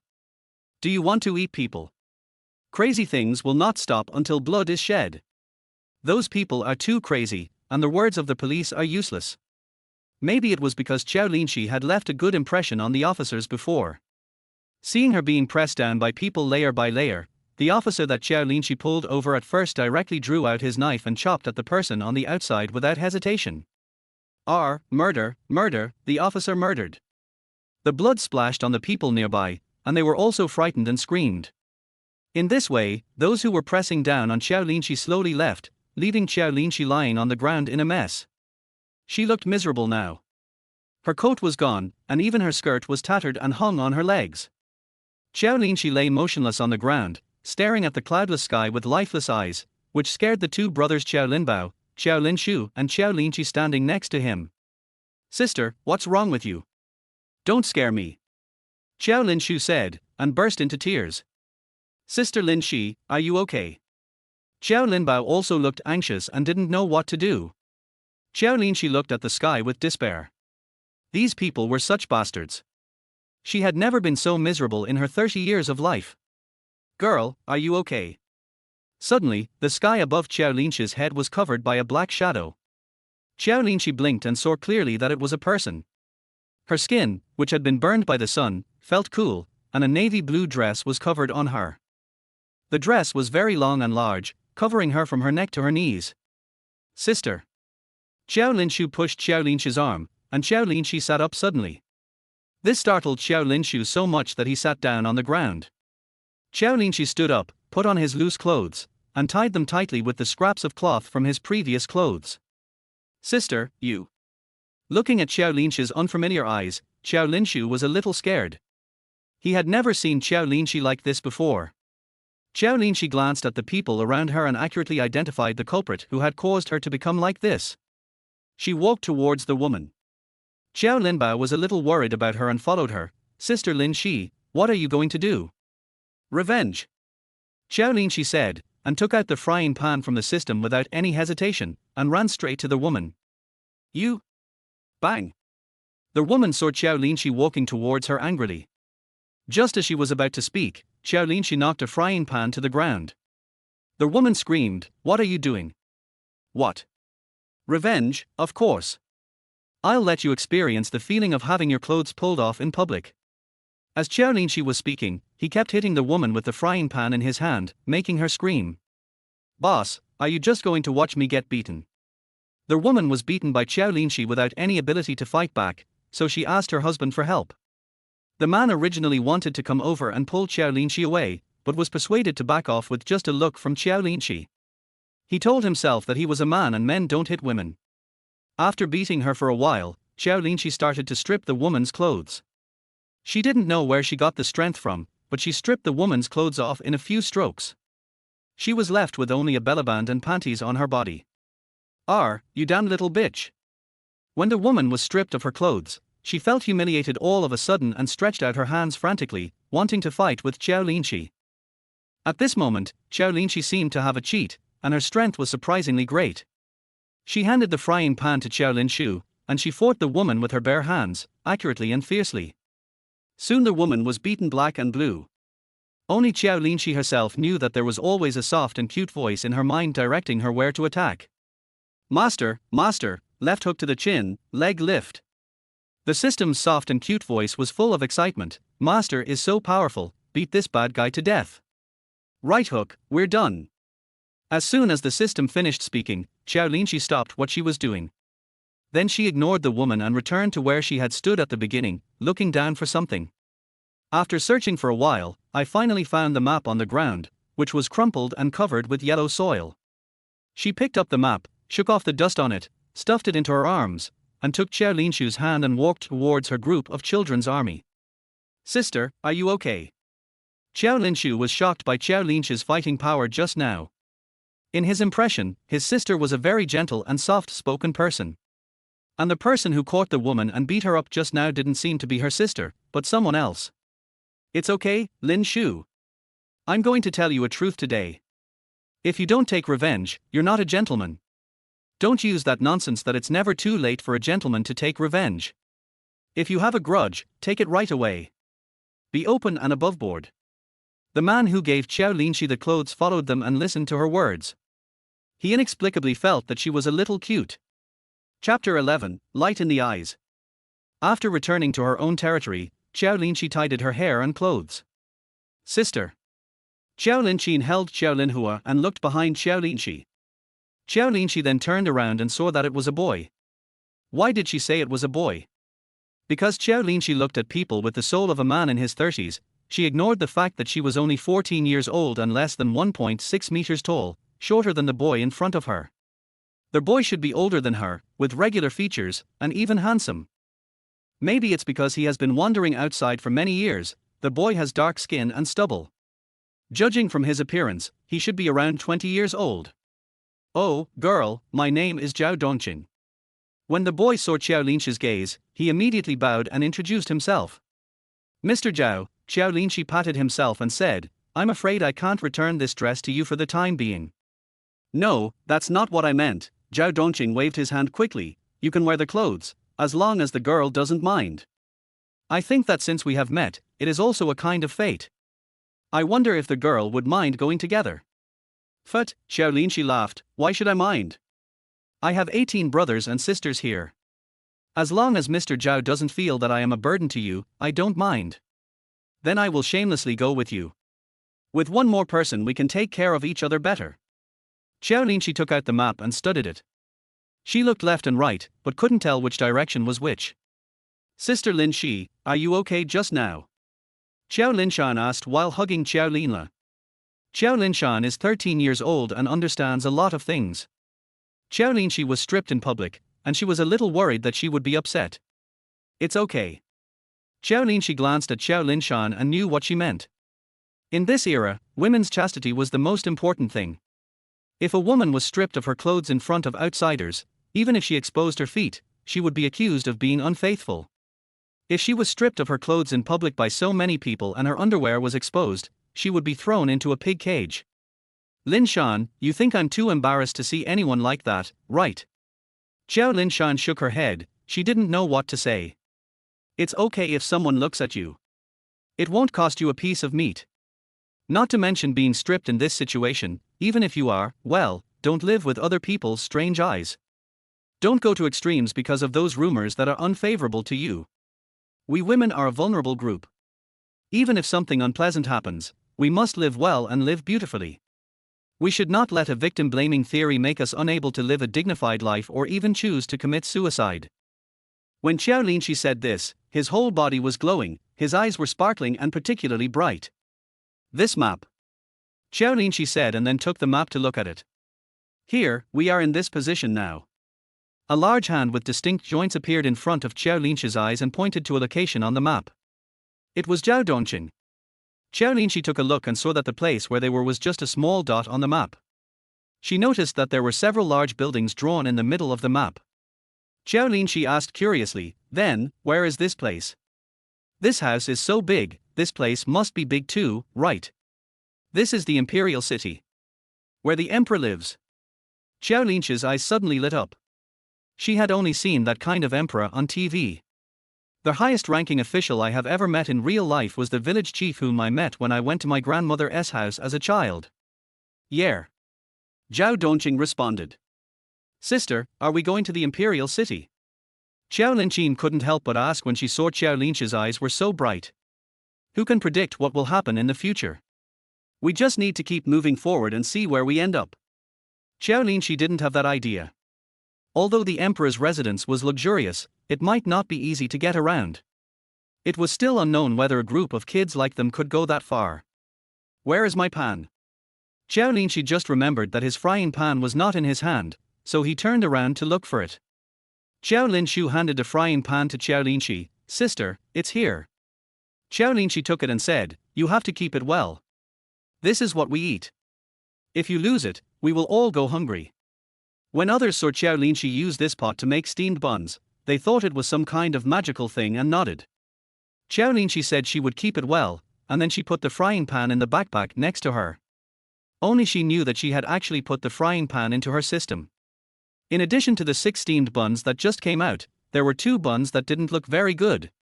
They were given to her by the official just now. Don't mention it, the woman's nose is really sharp. The official handed the map to Qiao Linxi, and there were indeed 2 steamed buns wrapped in the map. It was just that Qiao Linxi put it in the system, so the refugees tore her clothes apart, but there was nothing. This was what she exchanged her life for, so even if it didn't look good, she had to keep it well. While waiting just now, Qiao Linxi collected a lot of gratitude points, which she used for lottery. In addition to wooden boards, there were also other snacks. As for why the officer found a map for Qiao Linxi and gave her steamed buns, it was because Qiao Linxi stuffed a few lollipops into his hand when he tried to hold his hand. Maybe the official came into the city and saw the lollipop and thought it was sweet, so he was kind-hearted and gave her 2 steamed buns.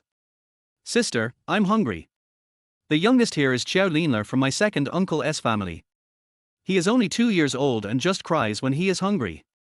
Qiao Linxi looked at Qiao Linler's little bun-shaped face and felt a little curious about how his mother had given birth to him and raised him to the age of 2 in such a famine-stricken era. Babies are different from adults. In addition to breast milk, they also eat porridge or complementary foods. There was nothing here, but Qiao Linler was still able to survive. It was simply a miracle. Be good, Lele, there will be food soon.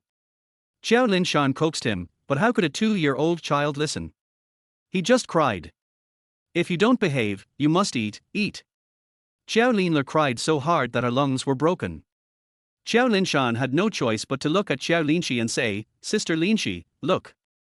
In Qiao Linshan's mind, Qiao Linxi must have some food stored, because not only did he feed Qiao Linler water last night, but he also gave him steamed buns this morning. Although she didn't know why the steamed bun was still warm, she still placed all her hopes on Qiao Linxi. I don't have any either. Zhao Dongqing, who had been standing behind Qiao Linxi, reached into his arms and was about to take out the half-piece of cake he had saved when he saw Qiao Linxi standing up. She looked at the refugees sitting outside the city gate and said, let's look at the map to see which way we can go to reach the next city faster. As he spoke, Qiao Linxi took the map in his hand and said, if this point is where we are, then there are 2 roads to the next city. Come and see which road we should take. Chapter 12 Believe in Her.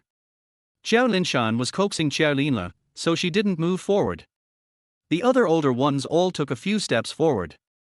Qiao Linxi pointed to the 2 roads and explained, if we want to bypass this city to the next city, there are 2 roads, here and here. Qiao Linxi gestured with his fingers, this should be a lake. From the map, this road is longer than this one. And this side should be a mountain road. Let's see which way is better. If there is a lake here, there should be water, right? Qiao Linbao spoke. Not necessarily. It hasn't rained here for several years. The lake doesn't look very big, so it should have dried up long ago. Even if there is still water, it's not our turn. The area is suffering from drought for 100 miles, and there must be many people fleeing famine. If there was water, it would have been occupied long ago. Of course, it could also be that there are fewer people fleeing famine, so we are lucky enough to still have some water to drink. Qiao Linxi pointed to another road and said, "Since this is a mountain road and there is a forest, there might be wolves, tigers, leopards, etc. It is also dangerous. If there are rabbits or something like that, then we might be able to eat meat." Qiao Linxi explained the pros and cons of both paths and let the children decide which path to take.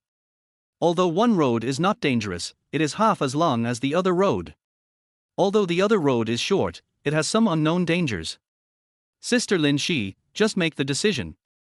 We will all listen to you. Qiao Linxi talked for a long time, and the children listened very seriously, but in the end he said this, letting Qiao Linxi make the decision himself. "Yes, sister, just make your decision, we will follow you. Even if you encounter any problems later, we will not blame you." Qiao Linxi rubbed his rumbling stomach. He was looking forward to the night. His sister said that when the stars came out, she would have magic power and could conjure up a lot of steamed buns. "Yes, Sister Linxi, we won't blame you. Then, let's take this road." Qiao Linxi pointed to the mountain road. After years of drought, there must be only bare tree trunks in the mountains, and those herbivorous animals must have run away. Without herbivorous animals, then animals that feed on meat, such as wolves, tigers and leopards, may also run away. Qiao Linxi was convinced by what she said. She asked the children to pack their backpacks, sickles and other things, counted the number of people, and then set out on the journey to escape the famine. Before leaving, Qiao Linxi saw some people guarding the city gate wailing, but Qiao Linxi didn't care and took the children on his own way. This was the luck of Qiao Linxi and his friends, as they escaped the disaster because they did not grab the porridge. The government added other things to the porridge distributed by the government, with the purpose of getting rid of the elderly and children who were relatively burdensome people. As it was getting dark, Qiao Linxi looked at the map in his hand and knew that he would not be able to reach the next city before dark, so he had to find an open place to spend the night. Because the weather is hot and it's not cold at night, if you sit in an open area and something dangerous happens, you can know it at the first time. The stars are so bright tonight. Qiao Linxi looked up at the starry sky. Hearing Qiao Linxi's ambiguous words, Qiao Linxi couldn't help but slap the back of his head. Qiao Linxi felt pain and covered the back of his head. "Sister, why did you hit me? Don't be so cunning, kid." He, Qiao Linxi pulled Qiao Linxi's hand and said, "Sister, I'm hungry. Do you have any magic power? You're the only one who's hungry. We're all hungry too." Qiao Linxi came over, pushed Qiao Linxi away with his butt, and then hugged Qiao Linxi's arm. "Sister." Qiao Linxi didn't say anything. Qiao Linxi shook her arm again. "Sister, good sister, fairy sister. All right, all right." Qiao Linxi was a little dizzy after being shaken by Qiao Linxi. "Come around." After saying that, Qiao Linxi took out a frying pan from his backpack. In order to conceal his whereabouts, Qiao Linxi covered the backpack with a piece of rag. Everyone thought that the magical pot that could produce steamed buns had always been in the backpack. Only Qiao Linxi, who was in charge of carrying the backpack, knew that she had always carried an empty backpack, with nothing in it. However, she did not tell anyone. Qiao Linxi had 8 steamed buns, but he only took out 7. He divided one steamed bun into 3 pieces, which equaled 21 pieces. He gave 1 piece to each person, and there was 1 piece left, which Qiao Linxi gave to the youngest, Qiao Linla. Looking at the steamed bun in his hand, Zhao Dongqing was very surprised. "I have a share too. As you said, meeting is fate. My ability is limited, so I can only give each person a small piece." "Zhao Dongqing, I am the one who caused you trouble." Zhao Dongqing didn't know how the girl in front of him did it. Although the pot looked very strange, he didn't see any mechanism. He didn't understand how the girl could make the steamed buns appear out of thin air. She was supposed to be hiding in her clothes, but today her clothes were torn and there was nothing inside. It was really magical. "No." Qiao Linxi shook her head, looked at her brothers and sisters, and said, "I heard someone wants to eat candy. I want to eat." Qiao Linxi immediately raised his hands high. "And me." Qiao Linxi also raised his hand. "Sister Linxi, I want to eat too."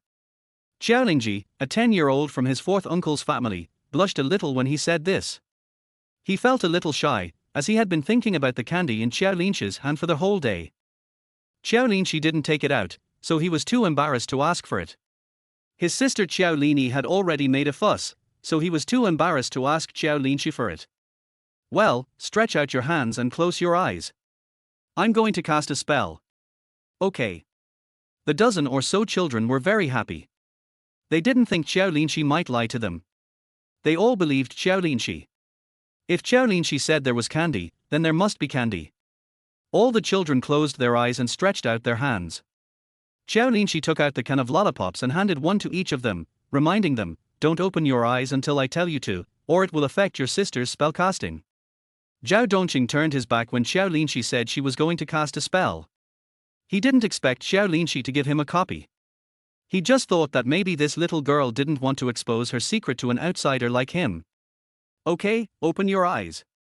Qiao Linxi had distributed all the candies. The children were very obedient and only opened their eyes after Qiao Linxi gave the order.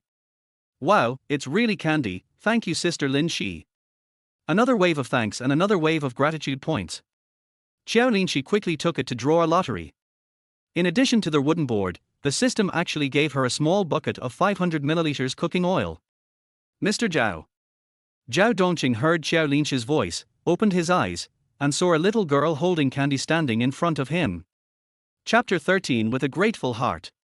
Here. Qiao Linxi handed the lollipop to Zhao Dongqing. Zhao Dongqing was surprised again, am I included? Of course, although you are not from our family, since you plan to go together, you are our friend. I, Qiao Linxi, will not do something like abandoning my friends just because I have something to eat. Thank you. Zhao Dongqing did not refuse and took the candy. However, he did not eat it, but put it in his arms. Qiao Linxi ignored him. After giving him the candy, she returned to her previous position and lay down. Sister, I want to sleep with you. Qiao Linhua crawled over and lay down next to Qiao Linxi. I miss my mother. Qiao Linhua was only 5 years old. She had always slept with her mother before. But when she fled the famine, her mother passed away. She was a little uncomfortable for a while. Hua, did you see that? The brightest star in the sky is my mother. Qiao Linhua stared at the sky with eyes wide open. Is mother also a fairy? Will she go to heaven after she dies? The other children also lay on the ground. There was a wide view here, and there were no other refugees, so there was no danger. Everyone fell asleep quickly. As for Zhao Dongqing, he was sitting cross-legged not far away. After seeing that everyone was asleep, he took out the candy that Qiao Linxi had given him, smelled it, carefully peeled off the candy wrapper and put it in his mouth. The sweetness made him frown. It was too sweet, and mixed with another flavor, a bit like the smell of orange. Zhao Dongqing did not continue eating, but wrapped the candy again and kept it carefully. The next day, Qiao Linxi was awakened by the soft voice of the system. Host, wake up quickly, it's time to sign in. The early bird catches the worm, the sun is shining on your butt. Wake up quickly. Qiao Linxi felt like her head was about to explode from the noise and opened her eyes reluctantly. How could it be noon? It was clearly just getting light. I guess it was only 6 o'clock, which would be the hour of Mao in ancient times. Beautiful host, please sign in quickly. Another beautiful day has begun. Qiao Linxi was speechless. This broken system also served as an alarm clock. It woke her up every day. Qiao Linxi didn't stand up. She just stared at the still gray sky and signed in her mind. Congratulations to their host for obtaining a suture needle. Qiao Linxi. Host, don't be angry. Everything in the system can be synthesized. The highest level of the suture needle is beautiful clothes. Qiao Linxi, don't be angry, don't be angry. She should be grateful. Thinking of this, Qiao Linxi sat up, clasped his hands together, and began the Thanksgiving ceremony. Thank God, we children are like grass in a storm, and we are all strong and alive. Thanks to my late parents for bringing up my 4 younger brothers and sisters to be very obedient. Thanks to my second uncle and second aunt, the 4 brothers and sisters of Qiao Linshan are very obedient. Thanks to my third uncle and third aunt. Qiao Linxi's mumbling words woke up Qiao Linhua, who was beside her. Qiao Linhua sat up and imitated Qiao Linxi and repeated what she said. All the children woke up, and they remembered Qiao Linxi's words that waking up every day was a Thanksgiving ceremony. So they put their hands together and said thank you to God for letting them be alive.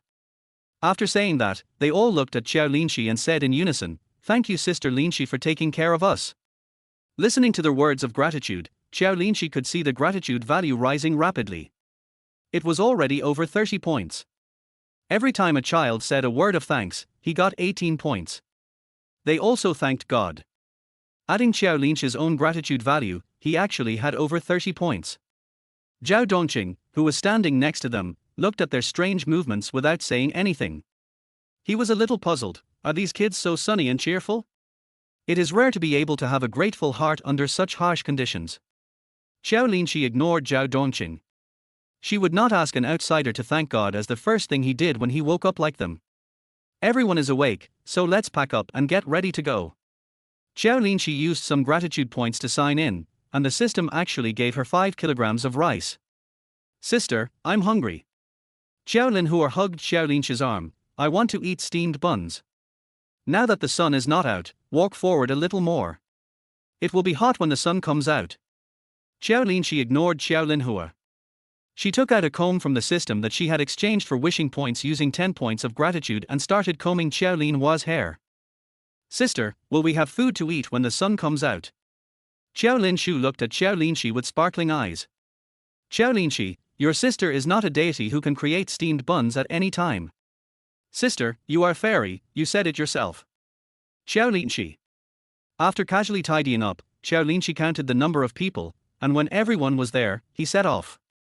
But Qiao Linshu's words made Zhao Dongqing fall into deep thought. Is this girl a fairy? If not, how to explain that she could conjure up steamed buns and water out of thin air? But if so, why did she leave in such a mess? A fairy magic can give her everything.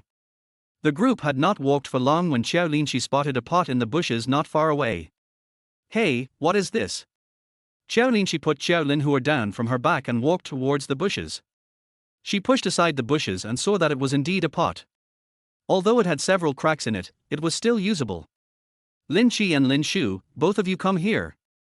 Qiao Linxi called her brother over. There's a pot here, let's carry it over, maybe it can be used. Hey. 2 boys ran over and picked up the pot without caring whether it was black or not. Lin Bao, take Lin Ping and Lin Ji to find some dirt to build a stove. You girls go find some firewood and we'll make some porridge. Great. There's porridge. Several children jumped for joy. The feeling of hunger in their bodies disappeared at once and they felt full of energy. They never considered where the rice and water needed to cook the porridge came from. But as an adult, Zhao Dongqing thought about it. He wondered if Qiao Linxi was lying to the children. Qiao Linxi would definitely not do something to deceive a child, because she exchanged all her gratitude points for wishing points. She spent 15 wishing points to exchange for a large bucket of 18 liters of water, which was definitely enough for making porridge. It has to be said that there is strength in numbers. The children are all from the countryside and are very skillful. They quickly built the stove and got the firewood in place. Qiao Linxi then realized that she had nothing to make a fire. Thinking of this, Qiao Linxi looked at Zhao Dongqing, which made Zhao Dongqing feel scared. Girl, I don't have a fire either. I'm not asking you for a lighter. I was just wondering why I didn't hear you say thank you for the steamed buns I gave you last night. Chapter 14, Cooking Porridge, Encountering Danger. Zhao Dongqing pulled the corner of his mouth and said with a little embarrassment, thank you for the steamed buns and candy, young lady. These words of thanks were too far-fetched, so the gratitude point was only 1 point. With 4 points left, Qiao Linxi had to look at his younger brother and sister. Sister Lin Shi, is there really porridge? Qiao Lingji asked. Qiao Linxi, yes. Is there any share for us? Qiao Linxi, yes. Thank you, Sister Lin Shi. Qiao Lingji pulled Qiao Lini and thanked Qiao Linxi. This kind of thanks was much more sincere, so 5 points of gratitude were enough. Qiao Linxi used them to exchange for some wishing points and redeemed them for a lighter. Poochie. Qiao Linxi lit the dry grass with a lighter, brushed the pot with a little water, and started to cook porridge. Her unreserved behavior really surprised everyone. They couldn't imagine how Qiao Linxi could produce such a large bucket of water and white rice out of thin air in her hands. Wow! Sister Lin Shi is so amazing, she really is like a fairy descending to earth. When Lin Shi told me this at first, I didn't believe it. It turns out Sister Lin Shi is really a fairy. Qiao Linbao looked at Qiao Linxi seriously, with admiration in his eyes. Just like that, the fact that Qiao Linxi was a fairy who had descended to earth was confirmed, and even Zhao Dongqing believed so. About half an hour later, or about an hour later, the porridge was ready. Fortunately, they left the city yesterday and the refugees did not go this way. Qiao Linxi and the others could cook the porridge openly. Come here, each of you pour a cup and pass it to your brothers and sisters after you finish drinking it. Without a bowl, Qiao Linxi could only use the 100 milliliters measuring cup to hold the porridge. These children were so sensible that it surprised Qiao Linxi. The for measuring cups were first given to the youngest child in each family. Qiao Linle from my second uncle's family, Qiao Lintang from my third uncle's family, Qiao Lini from my fourth uncle's family, and Qiao Linhua were the first to drink the porridge. This made Qiao Linxi feel very relieved. Although she was also very hungry, she felt full of energy when she saw how sensible her younger brothers and sisters were. She must feed these obedient and sensible brothers and sisters. Everyone was happily drinking porridge, but an accident still happened. Zhao Dongqing was the first to notice movement in the bushes in the distance. He immediately became alert, fearing that something was there. R.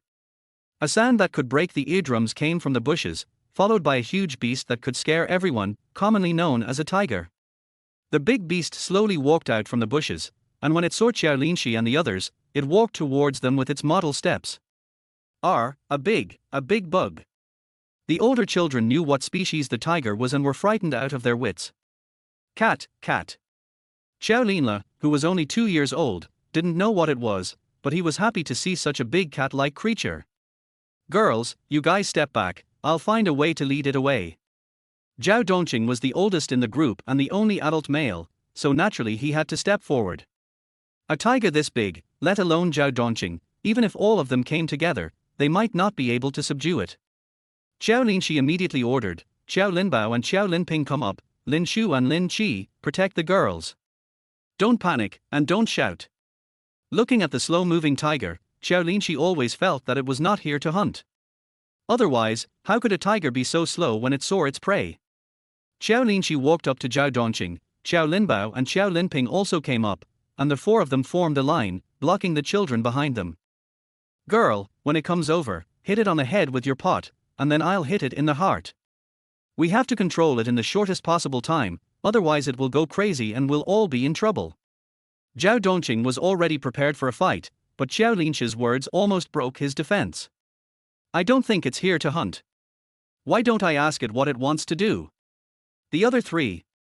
Qiao Linxi asked the system in her heart, Little Juju, can you understand what it says? The system was so proud when it saw Qiao Linxi begging it, and its tone was a little arrogant. Of course, I am the super invincible, super soft and cute system Little Juju in the whole system world. Of course I can understand the words of such a low-level species. Qiao Linxi was speechless. This system was quite narcissistic. He patiently asked him, what did it say? It didn't say anything. Qiao Linxi. After thinking for a moment, Qiao Linxi said to the tiger who was approaching, Brother Tiger, we didn't mean to disturb you. Don't be angry, we'll leave now. The tiger roared a few times, and the system said it was saying that Qiao Linxi was an idiot. Qiao Linxi. She suspected that the system translation was wrong. How could a tiger call someone an idiot? Qiao Linxi asked again, Brother Hu, are you hungry? We have porridge here, would you like some? As Qiao Linxi spoke, he shouted to the children behind him, all of you get out of the way and let the tiger pass. Sister Lin Shi, we haven't eaten yet. Some children were reluctant to give up their rations. Qiao Linxi said loudly, which is more important, porridge or life? The children then made way. The tiger actually waddled past Qiao Linxi and headed towards the pot of porridge. It lowered its head, sniffed, and walked away. Qiao Linhua didn't drink the porridge because it was too hot. He put it on the ground and waited for it to cool down. But now the tiger walked over and lowered its head to sniff. My porridge, bad kitty, go away. When Qiao Linhua saw her porridge being licked by the tiger, she was so anxious that she wanted to go over and grab it back. Qiao Linqin was so scared that her face turned pale. She quickly pulled Qiao Linhua and coaxed her, Hua, be good, this is not a big cat but a big tiger. Don't go over there, it will eat people. Ao. The tiger may have understood what Qiao Linqin said and roared at her. This also made Qiao Linxi reassure himself that the tiger had no ill intentions and was probably just passing by. As long as they didn't provoke it, it wouldn't bite anyone. Brother Hu, you don't like porridge? Then come here, I have water. Qiao Linxi stretched out his hand, and there was a little water in his palm. The tiger roared at her, then gave up the porridge that Qiao Linxi had made and walked towards Qiao Linxi.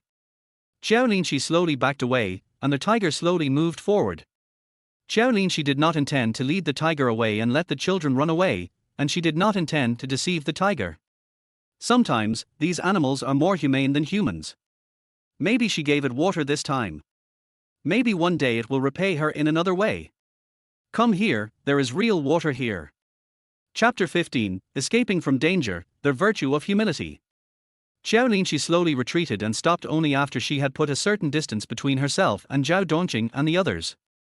The tiger walked up to her and licked the water in Qiao Linxi's hand with its pink tongue. Although it was itchy when his palms were licked, Qiao Linxi didn't dare to laugh or even breathe. She took out the unfinished water from the system and said, "This is the last water I have. I'll give it all to you." After saying that, Qiao Linxi unscrewed the bottle cap, slowly approached the tiger's mouth, and tried to pour water into its mouth. Don't say, this tiger is really human, half opening its mouth to pour water for Qiao Linxi. Most of the bottle of water was gone. Qiao Linxi shook the bottle and said, "No more."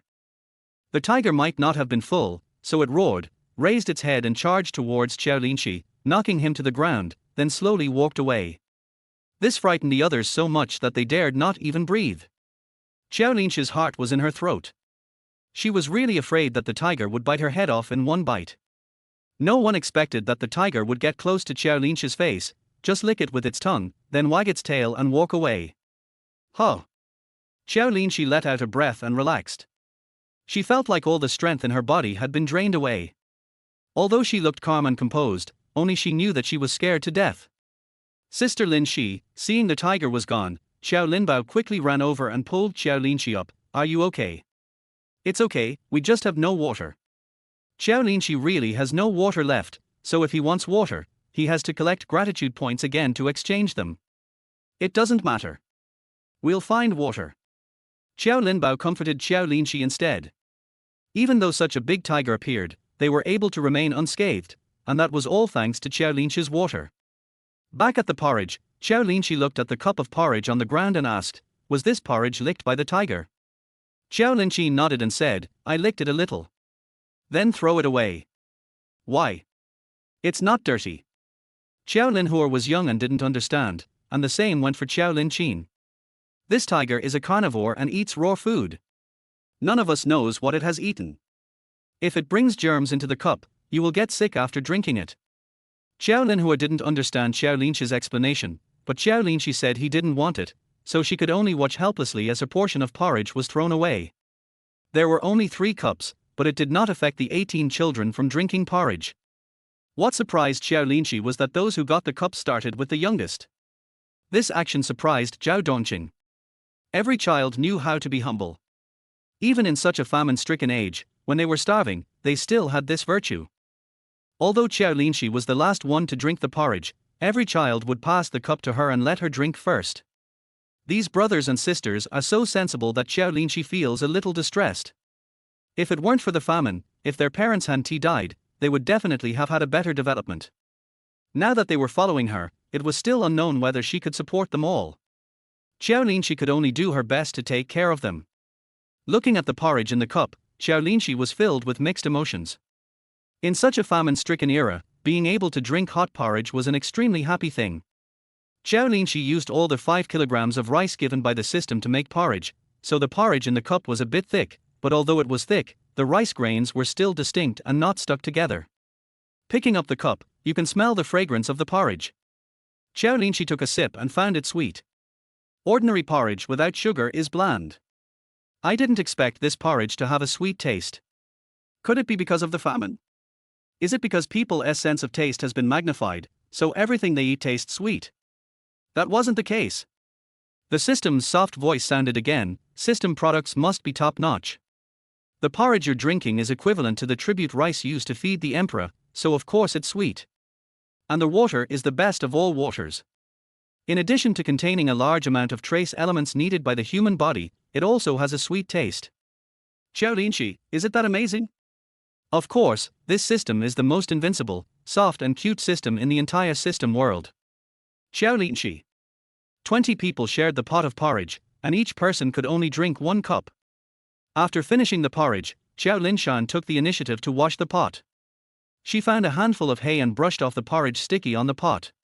Qiao Linbao used the sickle that Qiao Linxi had exchanged for the lollipop to cut 2 pieces of wood, found some vines to tie up the pot, and carried it on his back. The group packed up and set off again. It was another scorching sun day. Qiao Linxi felt like her throat was about to smoke.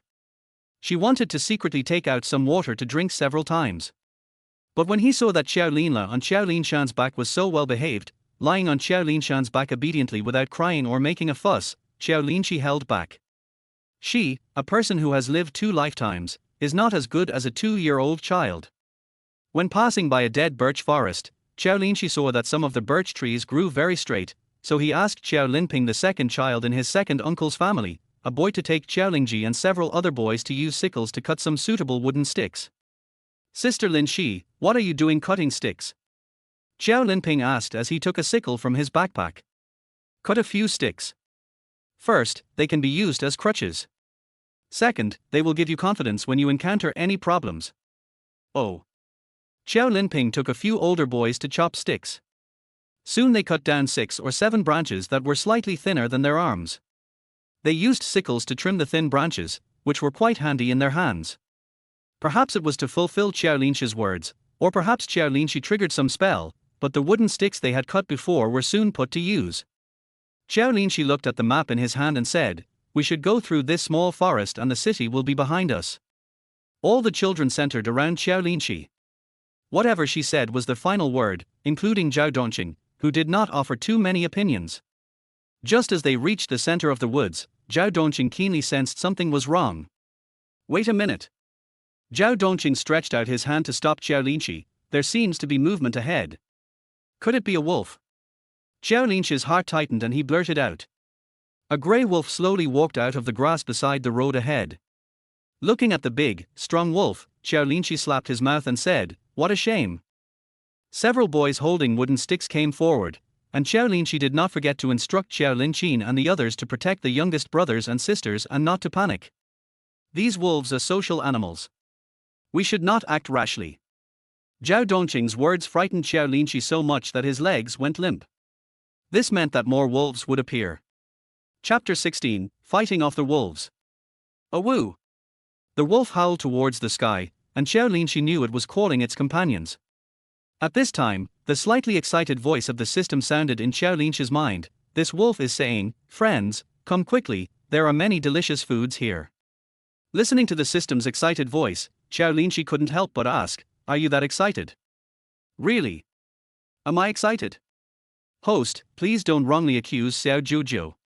Are there any hunting bands or bows and arrows? How many wish points are required to exchange them?" Qiao Linxi asked the most important question. "Yes, their hunting ban is a high-level item, and the host has not yet enabled the exchange function. There are bows and arrows, but the host cannot exchange them for weapons at the moment." Qiao Linxi. Just as Qiao Linxi was stunned, 3 more wolves came out from the bushes. The grass behind them was still moving, which meant there were more wolves behind them. Qiao Linxi wanted to cry but had no tears.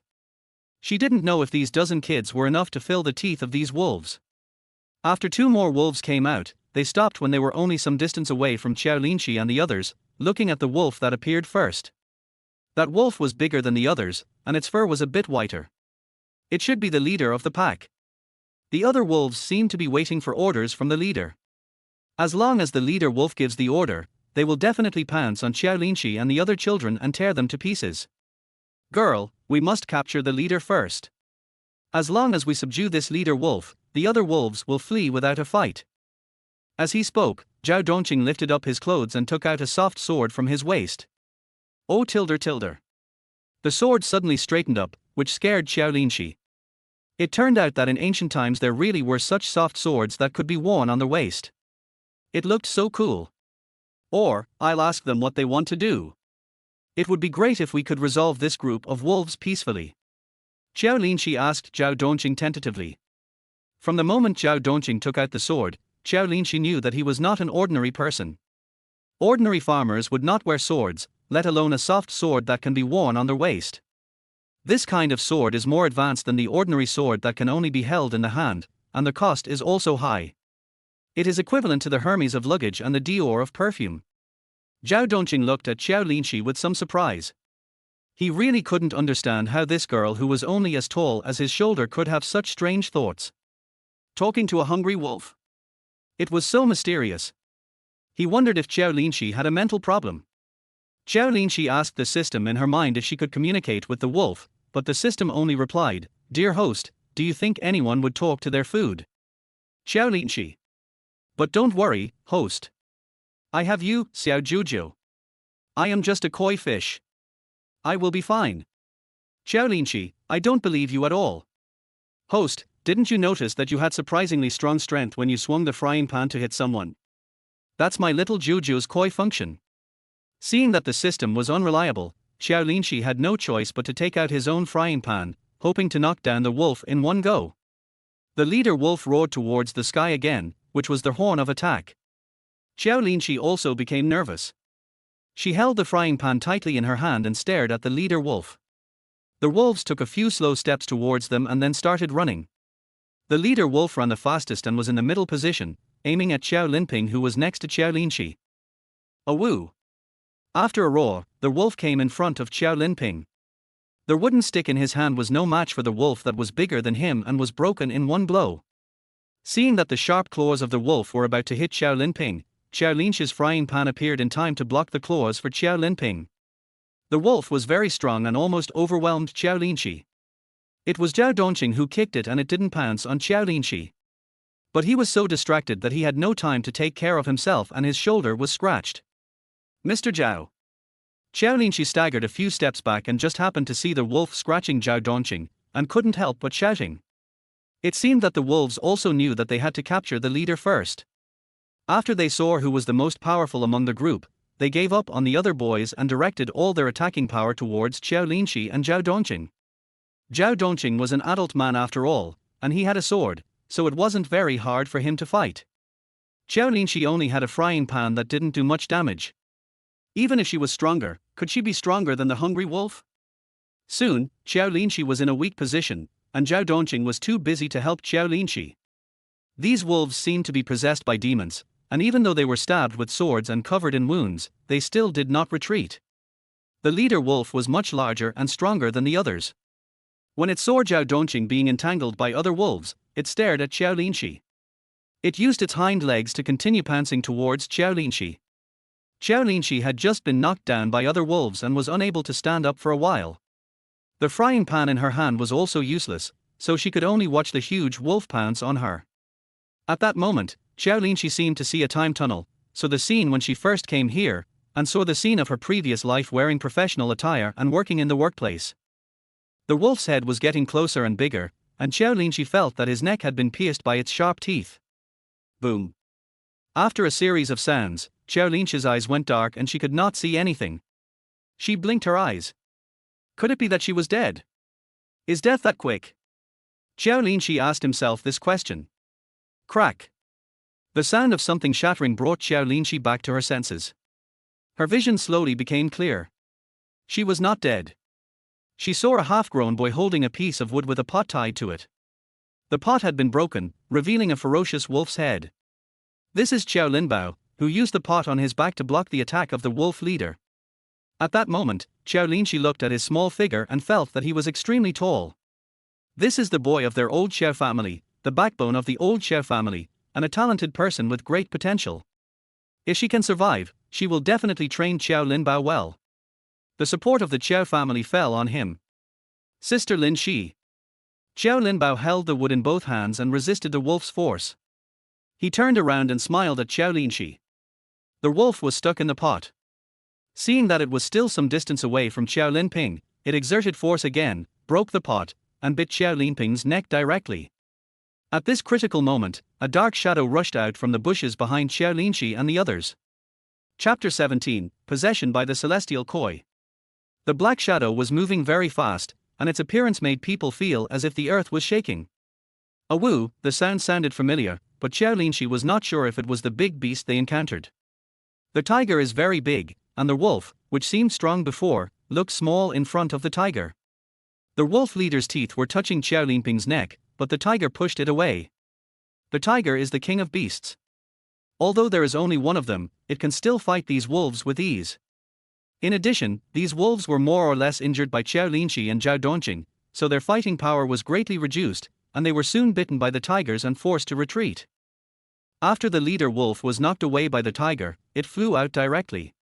After falling to the ground, the tiger pounced on it and bit it, biting off its front leg. It cried out in pain, and the wolves tried to come over to save its head, but they were undoubtedly sending the rabbit into the tiger's mouth. Soon, the leader wolf gave the signal to retreat, and all the wolves ran to the bushes and disappeared in a panic. All that was left were bloodstains, the wolf's front legs, and a group of children trembling with fear. After the wolves left, Qiao Linxi finally had time to look at her younger brothers and sisters behind her. She discovered that these children were miraculously not injured, but were just very scared. Even the boys who followed her to fight off the wolves were not injured. The only one who was injured was Zhao Dongqing. Could it be that what the system said was true? Qiao Linxi was possessed by a koi fish. Qiao Linxi was very open-minded. Being safe and sound in this situation was the greatest luck. Of course. How could I, little Juju, let my host die in the mouth of a wolf? Little Juju knows how many hardships the host will experience in his life and what the final outcome will be. Qiao Linxi, predicting the future. Can you tell me about it? System, no, this is not right. Host, just work hard and leave the rest to fate. Qiao Linxi. Isn't she working hard enough? Mr. Zhao, are you okay? Qiao Linxi saw that Zhao Dongqing's navy blue clothes had been torn by the wolf, revealing several deep blood marks. Zhao Dongqing shook his head and put his sword back on his waist. It's just a minor injury, nothing serious. Are you all okay? Zhao Dongqing glanced at the group of children. Miraculously, no one was injured. Even the one who rushed to the front with a stick was not injured. Everything is fine. Qiao Linxi shook his head. Perhaps because it felt that it was being ignored, the tiger roared at Qiao Linxi, then ran a few steps and knocked Qiao Linxi to the ground. This looks just like a pet at home acting coquettishly to its owner. Qiao Linxi fell face first onto the ground, still in a daze. She got up and looked at everyone. Who pushed me? Everyone pointed at the big tiger. Qiao Linxi's face changed. How could she forget about this big tiger? It was unknown whether Qiao Linxi was frightened by the tiger's bared teeth or knelt down on purpose. Anyway, she knelt in front of the tiger and said, "Brother Tiger, I know you can understand me. Thank you for helping me drive away the wolf." After saying that, Qiao Linxi kowtowed several times seriously.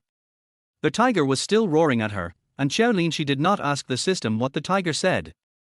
The system was unreliable anyway. The tiger roared at Qiao Linxi and then ran away. Just when Qiao Linxi was about to get up and check on the other children, the tiger appeared again with 2 cute tiger cubs in its mouth. Qiao Linxi. Don't let it be what she thinks. The tiger placed the 2 cubs in front of Qiao Linxi, roared at her, and then stretched out its tongue to lick its own cubs. You gave them to me? Qiao Linxi asked tentatively. The tiger roared, but Qiao Linxi didn't understand what it meant. She thought that she had fed the tiger before, and the tiger might want her to feed its cubs. You want me to feed them? This time, Tiger's voice was a little softer, probably because he agreed with Qiao Linxi's words. There was water in Qiao Linxi's system, but she saw that the tiger cub's eyes hadn't opened yet, so it must have been born not long ago. Tigers are mammals like humans, and they need to drink milk. Newborn cubs must also drink milk, and water is definitely not an option. But Qiao Linxi didn't have milk, so he asked if there was any milk in the system mall. Yes, a 500 milliliters bottle of milk requires 6 wish points. 6 wish points equal 30 gratitude points. Qiao Linxi's gratitude points were not enough, so she could only look at Tiger sincerely and said, "Thank you, Brother Tiger, for saving us." Ding! Gratitude value +1.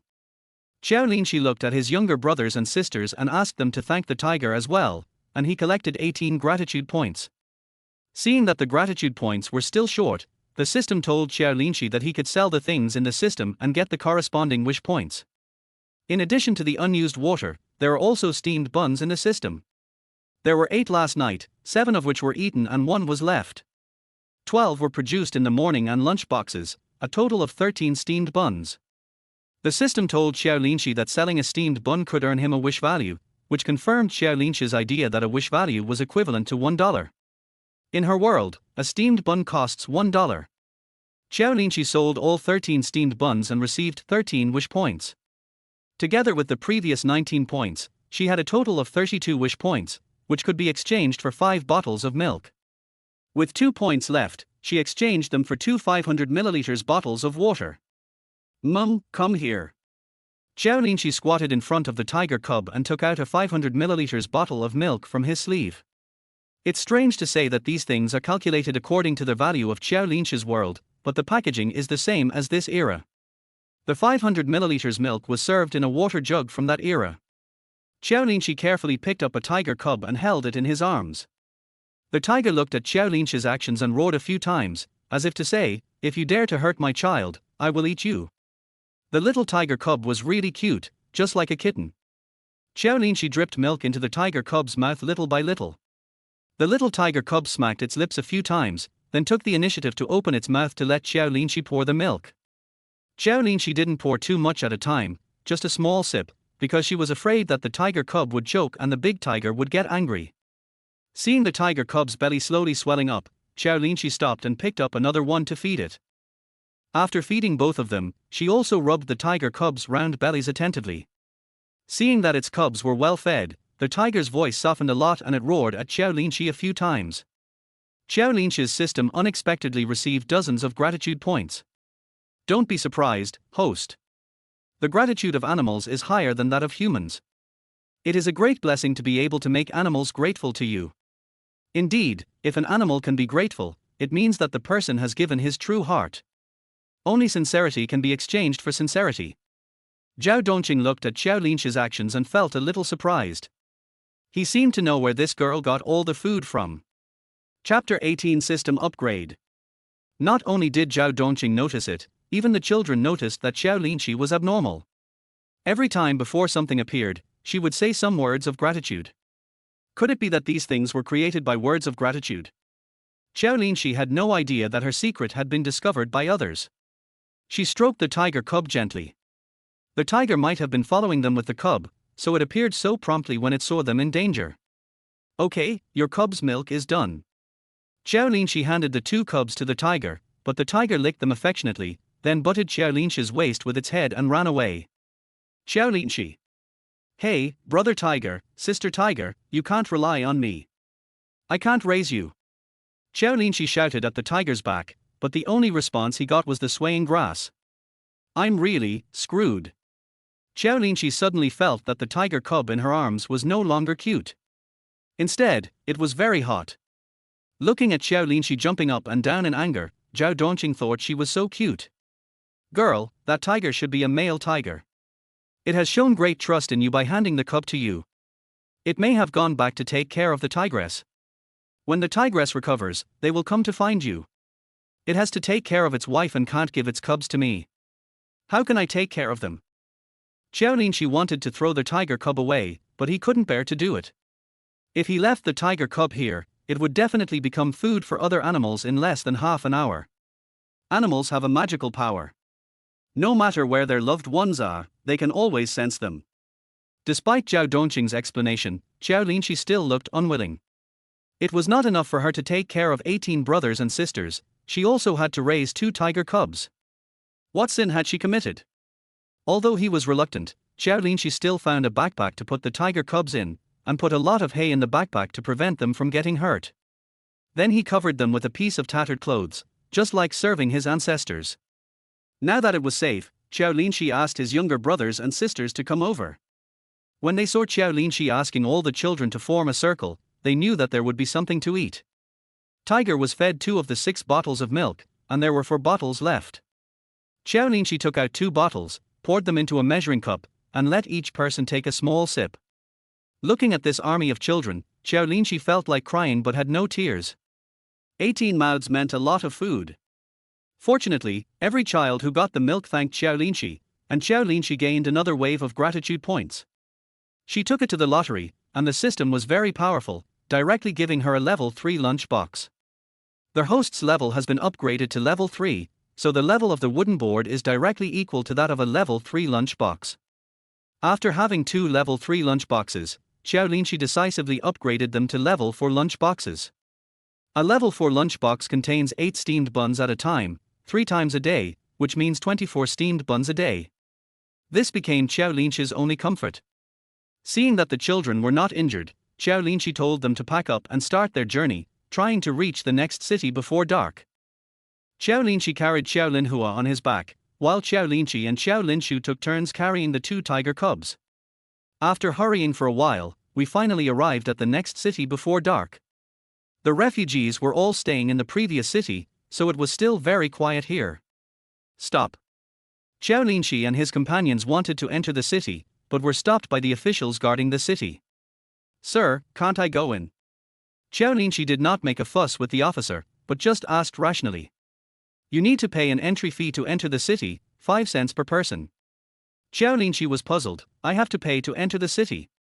There are more and more refugees now.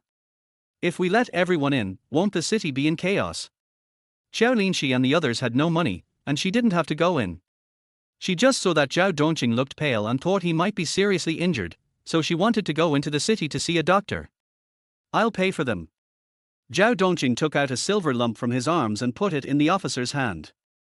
The officer shook it and asked the people behind him to put away the spear. Wait, Qiao Linxi stopped his younger brothers and sisters behind him, took the money from the officer and put it in Zhao Dongqing's hand. Mr. Zhao, we won't go in. Don't waste money. You can go in alone. Zhao Dongqing, it's okay, we can take care of each other. Qiao Linxi shook her head. No, if so many of us go in, we will just be licked by the people inside. It's fine for you to go in alone. You have money and ability, so you will definitely not starve. Let's go around the city. Sister, aren't we going in?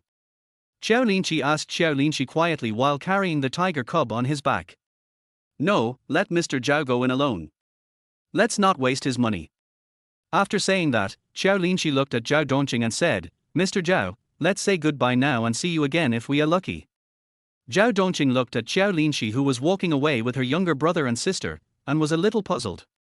Why did she suddenly not go into the city? After walking for a while, Qiao Linxi finally responded to Qiao Linxi, there are too many of us, and we are carrying a tiger cub.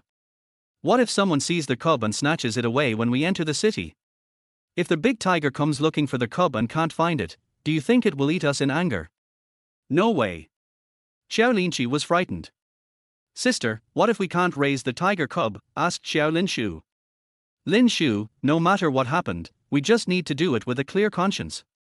If we really can't raise the tiger cub, there is no need for us to feel guilty. I think the tiger is very human and will not blame us. But it's different if we are kidnapped in the city, so we have to do our best to take care of the tiger cub. Oh. Qiao Linshu nodded, as if he understood what Qiao Linxi said. The group walked around the city for a long time, until the sky was full of stars, and then they found a suitable place to stay, which was a dilapidated house. Are you all hungry?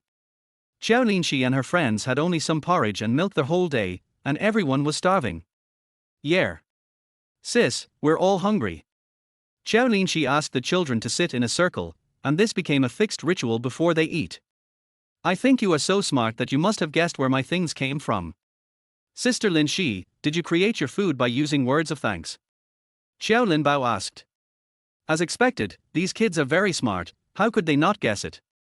Qiao Linxi nodded, that's right, but it's not the words of gratitude that made it happen. Instead, these words of gratitude are the source of my magic power. Only with magic power can I make things happen. I hope you can keep it a secret for me. Sister Linxi, is this the reason you're not going with Mr. Zhao? Are you worried that he'll know our secret and expose it? Chapter 19 Another incident. You can say that. After all, he is an outsider. You can only know his face but not his heart. And don't you find that he has something that ordinary people don't have? Seeing the children's confusion, Qiao Linxi patted his forehead and said, he has a sword and silver. In such a famine era, anyone who still has silver is not an ordinary person. We are just a group of children, so it's better not to get involved with him too much.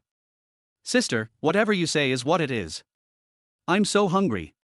Is there anything to eat? Qiao Linhua put his arms around Qiao Linxi's neck and asked in a low voice. Yes, you forgot that I am a fairy. Qiao Linxi scratched Qiao Linhua's nose lovingly. But there's very little, just a little for each person. The lunchbox has already produced 8 steamed buns, plus the 2 bottles of milk left over, and some water, which are barely enough to fill my stomach. There were 8 steamed buns shared by 19 people. Each person could only eat 1/3 of it and then drink 2 sips of milk, so the stomach didn't feel so uncomfortable. There were also some snacks like potato chips, and Qiao Linxi took them all out and divided them up. Now that they had food to eat, the children thanked Qiao Linxi again, and their gratitude levels returned. After finishing their meal, Qiao Linxi hugged Qiao Linhua and lay on the haystack, looking up at the broken roof. Soon, the originally dark night sky was filled with stars. Sister, do you think Mother has really turned into a star? Can she see us? Qiao Linhua asked Qiao Linxi in a childish voice, which star is Mother? Qiao Linxi patted Qiao Linhua's arm and said, the brightest one you think is Mother. Mother will always be watching us from the sky, so we must work hard to survive. Sister Linxi, will our parents also turn into stars? Qiao Linxi, yes, all people will turn into stars after they die. No wonder there are so many stars in the sky, it turns out they were all transformed from humans. A dozen children had just eaten. Although they were not full, their stomachs did not feel so uncomfortable anymore. They were all chattering in whispers. Although they were just whispers, there were more than a dozen children mixed together and it was very noisy, giving Qiao Linxi a headache. Shut up and go to sleep. As soon as Qiao Linxi spoke, all the children shut up. Qiao Linxi sighed again, wondering what sin she had committed. In her previous life, she was a non-marriageist, but in the new world, she had to raise 18 children. It's not that she doesn't like children. In her previous life, no matter how her parents urged her to get married, she was indifferent. She didn't want to fall into the kind of life that all married women were living. There are endless dishes to wash, endless clothes to wash, endless vegetables to buy, and children to take care of. It would be fine if their husband was more understanding, but most men think that women do nothing when they stay at home. Women are called hypocritical if they complain a few words. Married women do everything at home except making money, but in the eyes of men, these things are not as important as making money. Qiao Linxi is not confident that she can find a man who will respect her, understand her and tolerate her, so she has never gotten married. Why? A breeze blew by, and Qiao Linxi smelled a bloody smell. She frowned slightly. She didn't see anyone injured just now, so where did the bloody smell come from? In order to confirm whether it was the smell of blood, Qiao Linxi sniffed hard and found that there was indeed a smell of blood. Qiao Linxi asked, who of you is injured? No, Lin Xiang and I are not injured. Qiao Linxi, no. No. Qiao Linxi, Lin Shan. Qiao Linshan was stunned, it's not me, Sister Lin Shi. No. Qiao Linxi was puzzled. Where did the bloody smell come from? If there is anything, you must tell me immediately. Got it. The children replied in unison, got it, Sister Lin Shi. Let's all go to sleep. As soon as Qiao Linxi finished speaking, she felt something falling from the top of her head. Bang! After a loud thud, a person was found lying next to Qiao Linxi. What's wrong? The other children were also frightened, but it was so dark that they couldn't see anything. Don't make any noise. Be quiet. Qiao Linxi let go of Qiao Linhua, took out a lighter from the system, turned it on, and then shone it on the things next to her. Qiao Linxi was frightened by the bloody face and could not help but scream. She was born in a peaceful era and had never seen such a scene. Sister Lin Shi, what's wrong?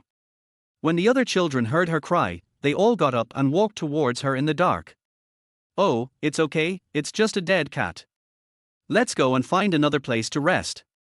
Dead cat on the ground, girl, are you polite? Sister, why do I look like a human? Qiao Linxin was close to Qiao Linxi, and she looked at the ground in the dim light and said, it's just a big dead cat. Let's go quickly. This kind of cat is the most unlucky. Qiao Linxi pulled Qiao Linhua and was about to leave. The person lying on the ground also made a sound at this time. Sister, it's just a person. No, hurry up. Qiao Linxi wanted to cry but had no tears. What kind of luck was this? She had just avoided Zhao Dongqing and met this person again. Sister, look at how badly he's injured. It would be bad if we just ignore him, right? Qiao Linxi saw the person on the ground clearly and felt a little reluctant to watch him die without helping him. You know he's injured like this, maybe he's a bad guy, or there are people chasing him nearby. It's dangerous for us kids to get involved with him. Let's go. Seeing Qiao Linxi standing there motionless, Qiao Linxi pushed her anxiously. The group of children then listened to Qiao Linxi's words and walked out. They also felt that what Qiao Linxi said made sense. Miss Linxi. I am a human being, alive, not a dead cat. The man on the ground began to speak. Perhaps because he was too badly injured, his voice was very weak, but this could not cover up his magnetic voice. As soon as he opened his mouth, Qiao Linxi's heart began to tremble. This man must have heard what they said and was saying in a disguised way that he knew her secret. Whether it's a human or a cat has nothing to do with me. Qiao Linxi was about to leave with Qiao Linxi and Qiao Linhua, but the man grabbed her feet. Big brother, sir, good man, please be kind and let us go. We will just pretend we didn't see you, okay? Qiao Linxi just wanted to leave quickly, but the hands under his feet showed no sign of letting go. My dear, men and women should not touch each other. Please spare my life. We are all children and don't want to be involved in the affairs of you adults. Miss Linxi, isn't it inappropriate for you to watch someone die without helping him? Qiao Linxi, no, I didn't see anyone dying, so just assume that I saw someone dying without helping. Can you please let me go, man? Miss Linxi, could you give me something to eat? I would be very grateful. Chapter 20 Destined. No food, no food. Qiao Linxi was about to cry. Why did this guy still rely on her? Ms. Linxi, if you don't have anything to eat, could you at least give me some saliva? The man shamelessly begged Qiao Linxi again. In such a famine-stricken era, the most lacking things are food and water, but this little girl was able to take out 7 or 8 steamed buns and some water. She must not be an ordinary person. Although I don't believe she is a fairy, she must be someone with great powers. When life is threatened, face is nothing but a cloud, and the most important thing is to stay alive. What's the point of saying a real man will not bow down for a few pieces of silver? It's all bullshit. You've already lost your life, what's the point of having such courage? Are you going to show off in front of the King of Hell? No, if you don't let go, don't blame me for being rude. Qiao Linxi was about to take out the frying pan to beat the man, but the man spoke again. Saving a life is better than building a 7-story pagoda. Please save me, girl. The deep and attractive voice was so nice to hear, and with a pleading tone, Qiao Linxi simply couldn't resist it. My dear host, saving a life is better than building a 7-story pagoda. That soft and cute voice sounded in Qiao Linxi's mind again. What things and people you will meet in your life have already been determined and cannot be changed. If you want to change these things, you have to pay a price. Qiao Linxi, are you saying that meeting this person is also my destiny? If I don't care about him, I will suffer retribution? Oh, Xiao Jujuju is just reminding the host. As for what to do, it's up to the host to decide. Qiao Linxi was in a dilemma. Should he take care of this person? Looking at his condition, he would not live long without anyone taking care of him.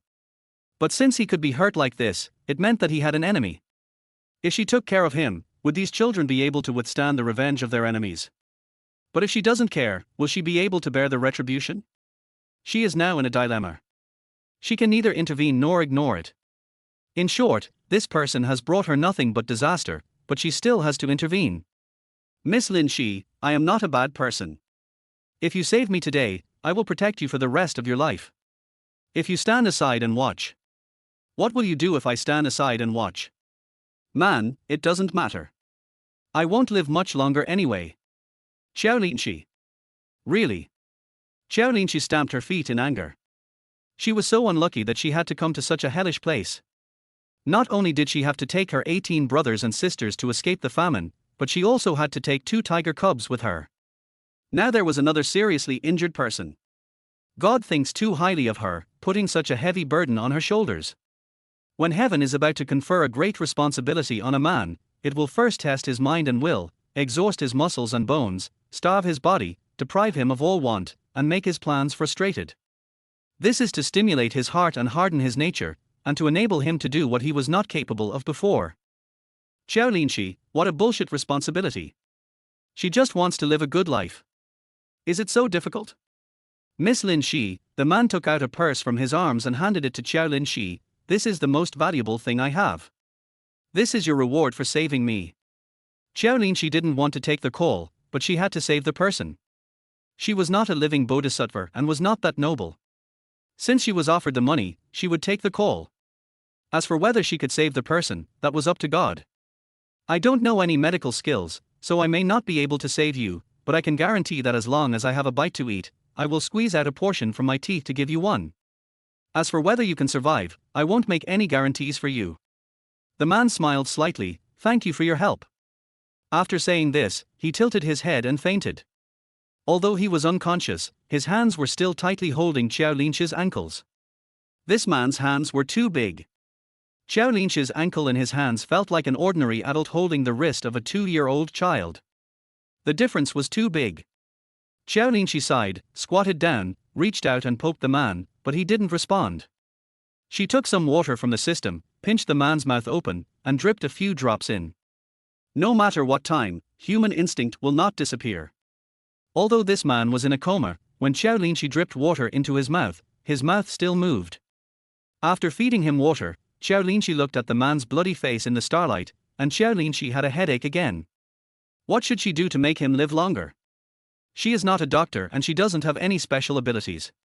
She is just an ordinary little girl and she doesn't have any anti-inflammatory drugs.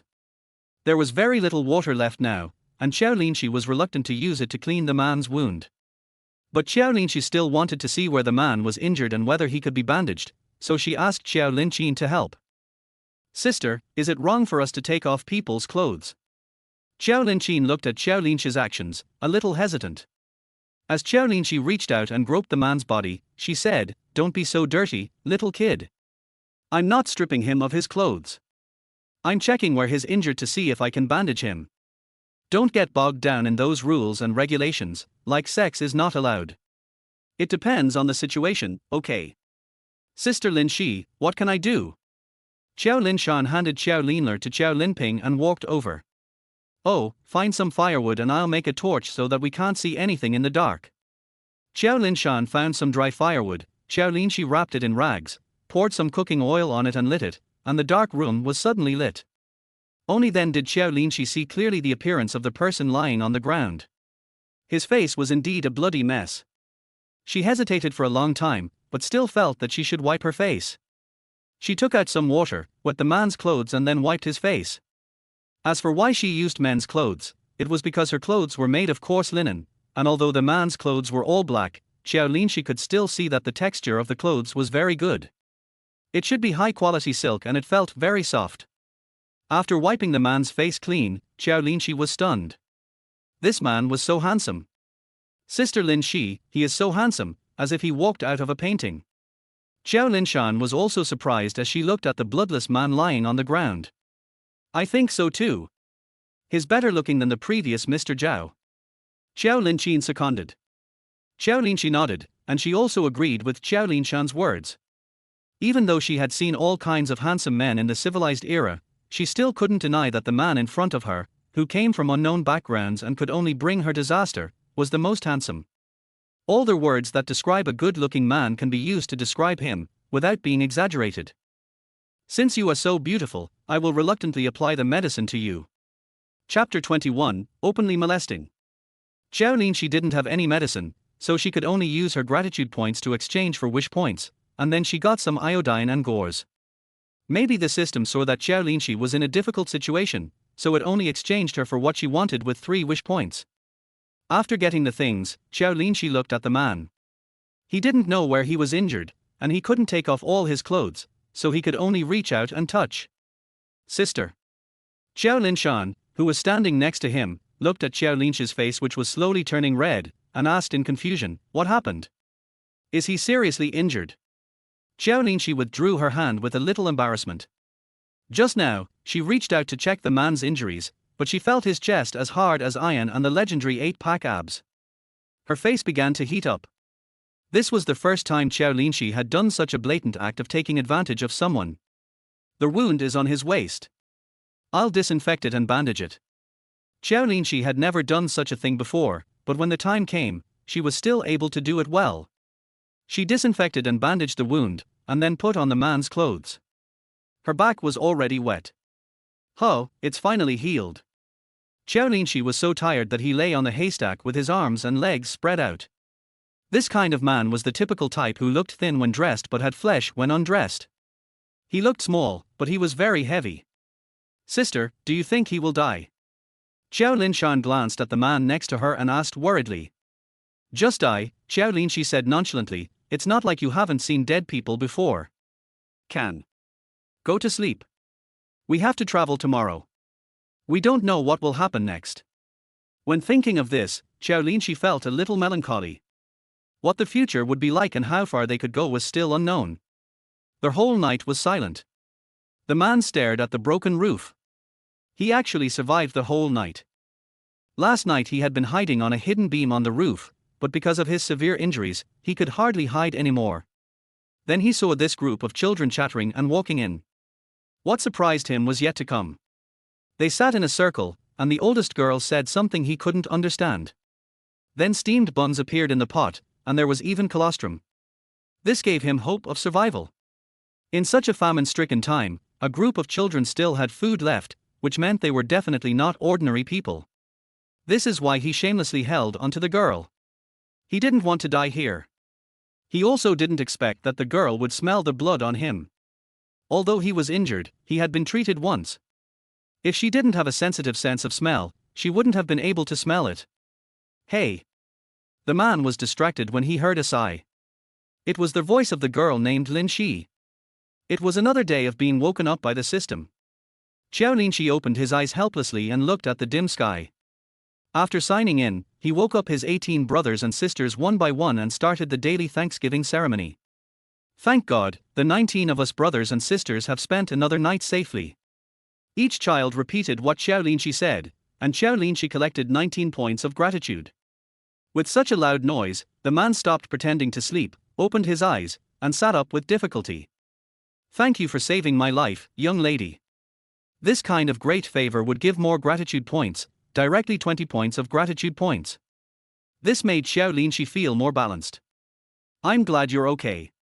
It's worth my time to tossing and turning for so long last night." Qiao Linxi looked at the man's face, which could be described as enchanting, and her ears suddenly turned red. The man looked at Qiao Linxi's cute little expression and thought of last night. Although he was unconscious, he could still feel a soft hand touching his body, under the pretext of checking his wounds. He kind of suspected that the girl was taking advantage of him, but he had no evidence. "Thank you, young lady. If it weren't for you, I might have been seduced by the black and white impermanence last night." The man clasped his fists towards Qiao Linxi and said, "My last name is Xiao, and I am the 6th child in my family. You can just call me Xiao Liu, young lady."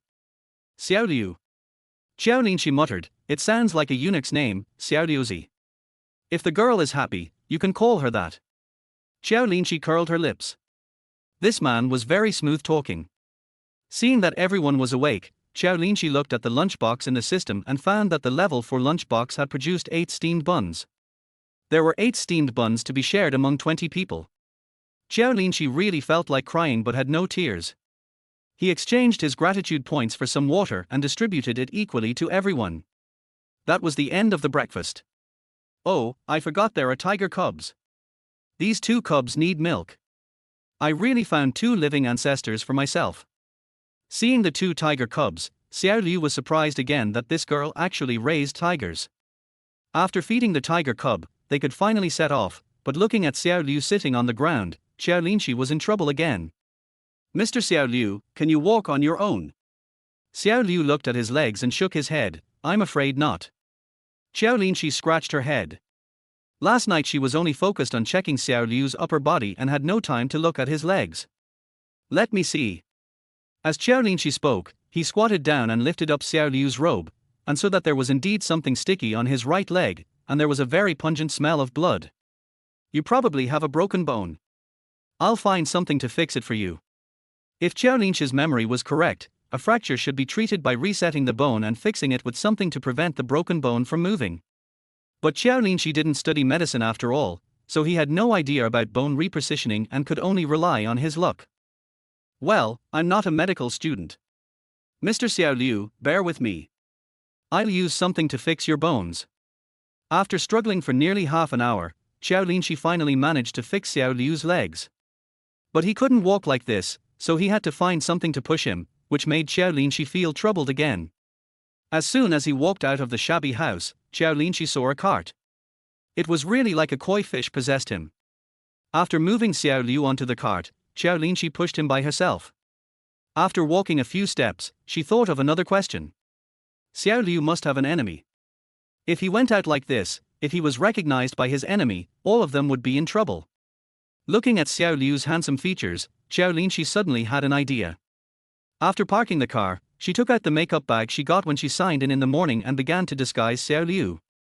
Let your hair loose and put it into a bun, use a contouring brush to adjust your facial features to make them softer, and then apply a little blush and lipstick, and you will be a real beauty.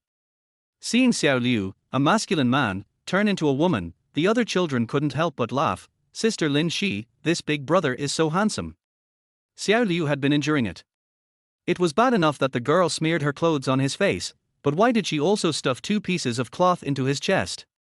Chapter 22 Dreams. From now on, she is our sister Xiao. When others ask, just say she is Qiao Linxi. She is the eldest sister of all 19 of us. Qiao Linxi knew that these children would listen to whatever he said. I understand, Sister Linxi. Looking at the growing team, all Qiao Linxi could do was to continuously collect gratitude points to participate in the lottery, so as not to let anyone die of hunger or thirst. Qiao Linxi thought he was ready to set off, but after taking a few steps, he saw 2 snow-white rabbits. Wow, little bunny. When 5-year-old Qiao Linhua saw the rabbit, he happily got out of Qiao Linxi's arms and ran forward. Where did the rabbits come from? Qiao Linxi was also very puzzled, so she watched Qiao Linhua go forward to catch the rabbits. Looking at the 2 plump rabbits, Qiao Linxi had an idea. She saw the braised rabbit meat waving at her. Drawing, do you want to eat some meat? Qiao Linhua had already held the 2 rabbits in her arms. When she heard Qiao Linxi's question, she shook her head decisively. No, no, sister, these rabbits are so cute, let's keep them. Girls have no resistance to this kind of furry creature. Not only Qiao Linhua couldn't bear to eat it, other girls also said they wanted to keep it. This made Qiao Linxi laugh. She pointed at the group of children and said, it's not enough for us to flee the famine with 20 people. We also need to take 2 rabbits with us. Raising rabbits requires grass and leaves. Where can we get these things? I don't care. I'll just raise him. I won't eat steamed buns or drink water. I'll just raise him. Qiao Linhua held the rabbit tightly, fearing that if he let go, Qiao Linxi would roast it. Okay, raise it. Qiao Linxi didn't really want to eat the rabbit. There were 20 of them and only 2 rabbits, not enough to fill their teeth. Seeing that Qiao Linxi had given in, Qiao Linhua jumped up happily and hugged the rabbit to his face. Qiao Linxi pushed Xiao Liu forward, followed by a group of children. It was still early and not that hot, so it was a good time to hurry on their way. Sister Linxi, let me help you. Qiao Linbao put his younger brother Qiao Lintang on the cart, and pushed Xiao Liu together with Qiao Linxi. Xiao Liu, who was sitting on the cart, began to feel a little uncomfortable. He felt that what he did was too much. He was a man of 7 feet tall, but he let 2 children push him. But if he were to walk on his own, he would undoubtedly lose his right leg. He still had great things to accomplish, and he couldn't just become lame. Let others do the noble things. Thinking of this, Xiao Liu sat on the cart with peace of mind and watched Qiao Linxi and Qiao Linbao pushing him away. The sun gradually rose higher, and Qiao Linxi estimated in her mind that it should have taken an hour to walk, which was equivalent to 2 hours in her time. Every time Qiao Linxi took a breath, she felt a burning pain in her throat. She thought that other people might feel the same way.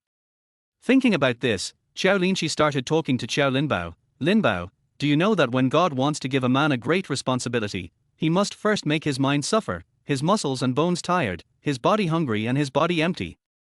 Qiao Linbao shook his head. What this means is that everyone will suffer hardships before achieving the goal or status they want. Only by holding on can you get what you want in the end. The difficulties we are facing now may be paving their way for a prosperous and wealthy life in the future. Having said that, Qiao Linxi asked Qiao Linbao what his dream was. Dream? Qiao Linbao wondered. Qiao Linxi explained, It's about what kind of person you want to be, or what kind of thing you want to do. Is that so? Qiao Linbao thought seriously for a long time before speaking. I want to be like my uncle.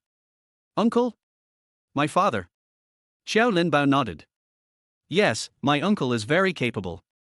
My dad said that when he was young, he traveled a lot and met a lot of people. He was very talented and had beautiful handwriting. He was famous in the surrounding villages. Our names were all given by my uncle. In my memory, my uncle was a very gentle person. He never yelled at my aunt. Qiao Linxi didn't have many memories of her father. She had only been there for 2 or 3 days, but she felt that the original owner's memories were very vague. Qiao Linbao continued to chatter. My mother said that my uncle didn't look like a farmer at all. From what I remember, he didn't know how to do farm work. Most of the farm work at home was done by my aunt. Looking at my uncle, he looks like the young master of a wealthy family. Well, my father is a very good person. Qiao Linxi summed up. She didn't have many memories of the original owner's parents. Most of her memories were of her own civilized era. The most common memory of parents from that era is how they urged us to get married. So, I want to be like my uncle, who may not have achieved much, but everyone says he is a good person. Linbao, you are the oldest boy in our family, the eldest son of the Qiao family, and you have the responsibility to carry forward the Qiao family. Those younger brothers and sisters are all looking at you, and you are their role model. Qiao Linxi and Qiao Linbao said that no matter what era it is, the eldest son always has the greatest pressure. Not to mention this era where boys are favored over girls. Sister Linxi, what about you? What is your dream? Dream. This was not the first time Qiao Linxi had heard this word, but she had never seriously thought about what her dream was. Growing up in a wealthy family, she never had to worry about food and clothing, and her academic performance was excellent. She could be said to be a child from another family. She never thought that her smooth life would stop on her 32nd birthday. Yes, dream. Qiao Linbao nodded. Qiao Linxi looked back at the group of children behind her, smiled, and said nothing. What dream could she have? These children were counting on her. Brother, Qiao Lintang, who was sitting on the cart, poked Qiao Linbao's arm with his little hand. What happened to Tang Tang? He is sick. He is so hot. 3-year-old Qiao Lintang pointed at Xiao Liu next to him. Only then did Qiao Linxi notice that Xiao Liu, who was sitting on the cart with his back to her, had an abnormal look on his face. Mr. Xiao Liu, what's wrong with you? Qiao Linxi stopped the car and asked him. Xiao Liu looked at Qiao Linxi, whose face was flushed and breathing heavily, and said, It's okay. I am the one who is holding you back. Qiao Linxi reached out and touched Xiao Liu's forehead with the back of her hand, then immediately pulled back. Why is it so hot? She had always thought that the high fever caused by injuries in TV dramas was fake, because in her era, injuries did not cause fever. Unexpectedly, it was actually true. Xiao Liu's current appearance clearly showed that he had a fever. There's no village or shop in the middle of nowhere. Qiao Linxi was a little embarrassed. If there was no medicine to reduce fever, she could only use physical methods to reduce fever. But she didn't have much water left, so what should she do? Chapter 23, Asking for a doctor. It's okay, I'm thick-skinned, nothing will happen to me. Xiao Liu waved his hands, not caring if he had a high fever. Although he felt very uncomfortable now, he could still bear it. Looking at the group of children behind him, Qiao Linxi made a decision. Let's go to the front and rest for a while. I think we are almost at Baiyun City. There should be a doctor there. Since Qiao Linxi agreed to take Xiao Liu with her, she would do her best to take care of him. It costs money to hire a doctor, Miss Linxi, you don't have to spend any money. It's okay. I just want money, not my life. Since you asked me to take you with me, I have to be responsible for you. You stay here and I will figure out the rest. Looking at the mature and steady Qiao Linxi, Xiao Liu felt a little moved. This was the first time he met someone who didn't ask about his identity or seek benefits from him but only cared about him. Not long after walking, Qiao Linxi saw the city gate. It was exactly the same as what she saw on the map, called Baiyun City. After arranging for several children, Qiao Linxi also specifically asked Qiao Linbao to look after the other children. He was the eldest boy, and Qiao Linxi had high hopes for him. Even though he was not her biological brother, she hoped that he could stand on his own and shoulder the responsibility of the Qiao family. Originally, Qiao Linbao was going to follow Qiao Linxi into the city, but Qiao Linxi was worried about the lack of boys in the army, and she was worried that someone would bully the girls. As for Xiao Liu, she didn't expect anything from him. He was just a passerby, and it was unknown how long they could walk together. Miss Linxi, look at what you said. Although I am injured, I am still an adult man. I will not sit idly by and watch someone bully your brothers and sisters. Don't worry, since you are going to ask for a doctor for me, I will take good care of your brothers and sisters. When Xiao Liu saw that Qiao Linxi ignored him, his manly pride began to take over. He thought that he was injured, not dead, and he still had the ability to protect several children. Then I'll have to trouble you, Mr. Xiao Liu. I'll go into the city and see if there's any food. If there is, I'll try to bring some back. When they heard that Qiao Linxi would bring back food, all the children cheered and said that they would wait for Qiao Linxi to come back. Qiao Linxi looked at the lunchbox in his system.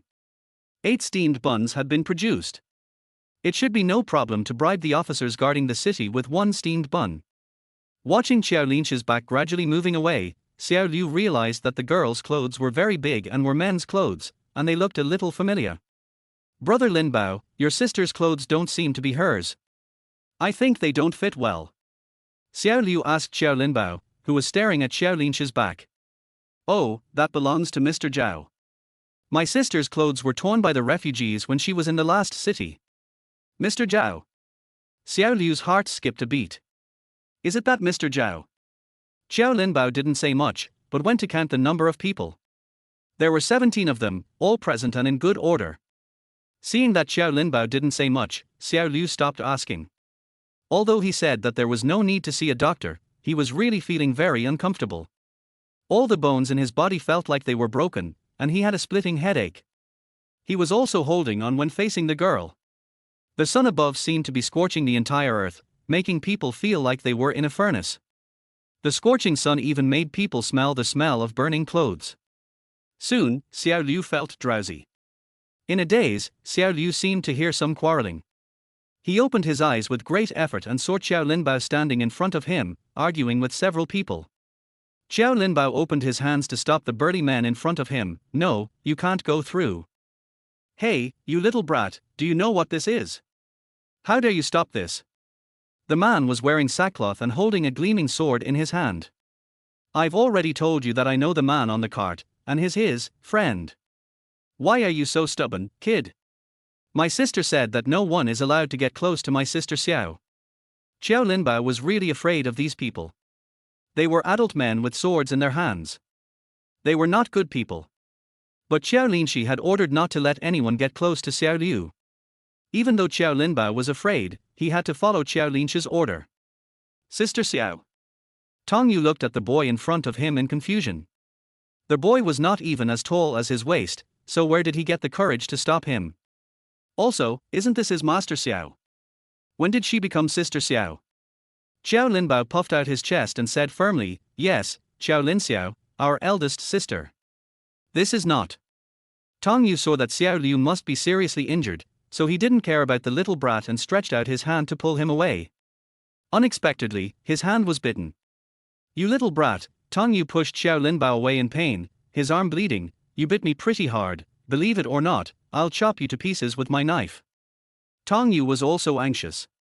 Xiao Liu was of noble status and could not afford any mistakes. As he spoke, he was about to raise the sword in his hand and chop at Qiao Linbao. Ahem. Xiao Liu saw who was coming and pretended to cough. Tong Yu was relieved to see that his master had woken up. Just as he was about to speak, he saw the look in his master's eyes. Xiao Liu signaled Tong Yu and the others to leave. Although Tong Yu was worried about Xiao Liu, he could only obey orders and stepped aside with the others. Okay, I want to see what kind of fairy your sister is that makes you obey her even at the risk of your life. Tong Yu stood not far away, covering his arm with his hands, and looked at Qiao Linbao, thinking to himself, this kid is quite courageous, and he is ruthless. If he can be trained well, he might become a talented person. On the other side, Qiao Linxi came to the city gate. Compared with the previous city, this place was better and there were no refugees. However, one still had to pay an entrance fee to enter the city, which Qiao Linxi could understand. This was equivalent to the toll gate on the highway in her world. As long as it was not too outrageous, she could accept it. It's 10 cents to go into the city. Qiao Linxi planned to use the same trick again to see if she could use her acting skills to get into the city for free. Thinking of this, Qiao Linxi pinched her thigh secretly, and her eyes suddenly turned red. Her beautiful eyes were filled with tears as she looked pitifully at the official guarding the city. "Sir, my elder sister is critically ill and needs a doctor urgently. Can you please be lenient with her?" Although Qiao Linxi had never looked in the mirror, she knew that she must be very good looking. Just look at her 4 younger brothers and sisters, they all have handsome features. Good-looking people are popular everywhere. Qiao Linxi doesn't want to use the beauty trap, but there is nothing she can do. Unexpectedly, the official didn't buy her trick at all. He said with a straight face, "No, it costs 10 coins to enter the city. If you have money, you can enter. If you don't have money, get out." Chapter 24: Successfully entering the city. After being yelled at by the officer, Qiao Linxi instantly felt extremely aggrieved, and the tears in her eyes burst out instantly. "But I really have no money. Sir, please be kind and give me some leniency." Faced with Qiao Linxi's tearful look, the officer just glanced at her and turned his eyes away, looking elsewhere. Seeing that tears were useless, Qiao Linxi gritted her teeth, took out a steamed bun from the system and handed it to the official. "Sir, I really don't have any money, how about I use the steamed bun as payment?" The steamed bun in Qiao Linxi's hand was fragrant and white, like a hand hooking the official's soul. He turned his head involuntarily to look at the steamed bun in Qiao Linxi's hand. He swallowed, and it was obvious that he wanted to eat it very much. The drought affected not only Yuluo village but almost the entire Dai Viet kingdom, so food was in short supply everywhere. Although these officials stood here majestically, they also tightened their belts to make ends meet. Now seeing a big, white and fragrant steamed bun, their eyes were wide open. "Is it okay?" Qiao Linxi carefully held the steamed bun and moved closer to the official. "You have no money. Even if I let you in, you can't get a doctor. Stop bothering me here. Go away." As he said that, the officer waved at Qiao Linxi, intending to drive her away. Whoa! A carriage stopped behind Qiao Linxi. The driver reined in the horse, jumped down, took out a string of copper coins from his arms and handed them to the official. The official shook the money in his hand, then asked someone to remove the wooden railing blocking the city gate and let them pass. When the carriage passed by Qiao Linxi, it shook a little. Qiao Linxi stared at the carriage like a curious baby. She thought that the person who could ride in the carriage must be a noble. Alas, this world is so unfair. Etc. Just as the carriage was about to enter the city, the people in the carriage called the driver. Qiao Linxi was a little far away and didn't hear what they said. But the driver looked back at Qiao Linxi, then got off the carriage again and took out 10 coins from his pocket and gave them to the official. Then he came back to talk to Qiao Linxi. "Miss, my master paid for your entry into the city." Qiao Linxi was confused. Is there such a good thing? The coachman looked Qiao Linxi up and down, said nothing, then returned to the carriage and drove away. Qiao Linxi, whose face was covered with mud, finally realized that she had gotten a bargain. Someone was paying for her? "Hey, little girl, you can go in." The officer saw that Qiao Linxi was still in a daze and reminded her. "Oh, thank you." Qiao Linxi put away the steamed buns and entered the city smoothly. Although Baiyun City is a city, it is not very prosperous due to the drought. There are only a few stalls scattered on the street, and there are few people on the street. Qiao Linxi saw the carriage at a glance. The carriage was still very eye-catching. The few people on the street were attracted by the carriage and were guessing who the important person was sitting in the carriage. "Hey, wait a minute." Qiao Linxi tiptoed towards the carriage, waved, then chased after it while picking up her clothes. The horse was not very fast, so she caught up quickly. Her mother taught her to be grateful and repay kindness since she was young. Since others helped her, she should say thank you even if she had nothing to repay. The driver stopped when he saw Qiao Linxi catching up. Qiao Linxi walked to the side of the carriage. She did not lift the curtain, but stood beside the carriage and whispered, "Thank you for paying the city entrance fee for me." The person in the carriage did not immediately respond to Qiao Linxi's words, but spoke leisurely after a moment. "It's a small matter, young lady, there is no need to come forward to thank you." This voice was like a magical harp, and every word shook Qiao Linxi's little heart. If Xiao Liu's voice could make people's ears pregnant, then this person's voice could shake people's souls. Walk. While Qiao Linxi was in a daze, the carriage left again. She chased after him again and handed the steamed bun in her hand through the window. Sir, even the smallest matter is still a matter. I don't have the money to pay you back now, so I'll use the steamed bun as payment.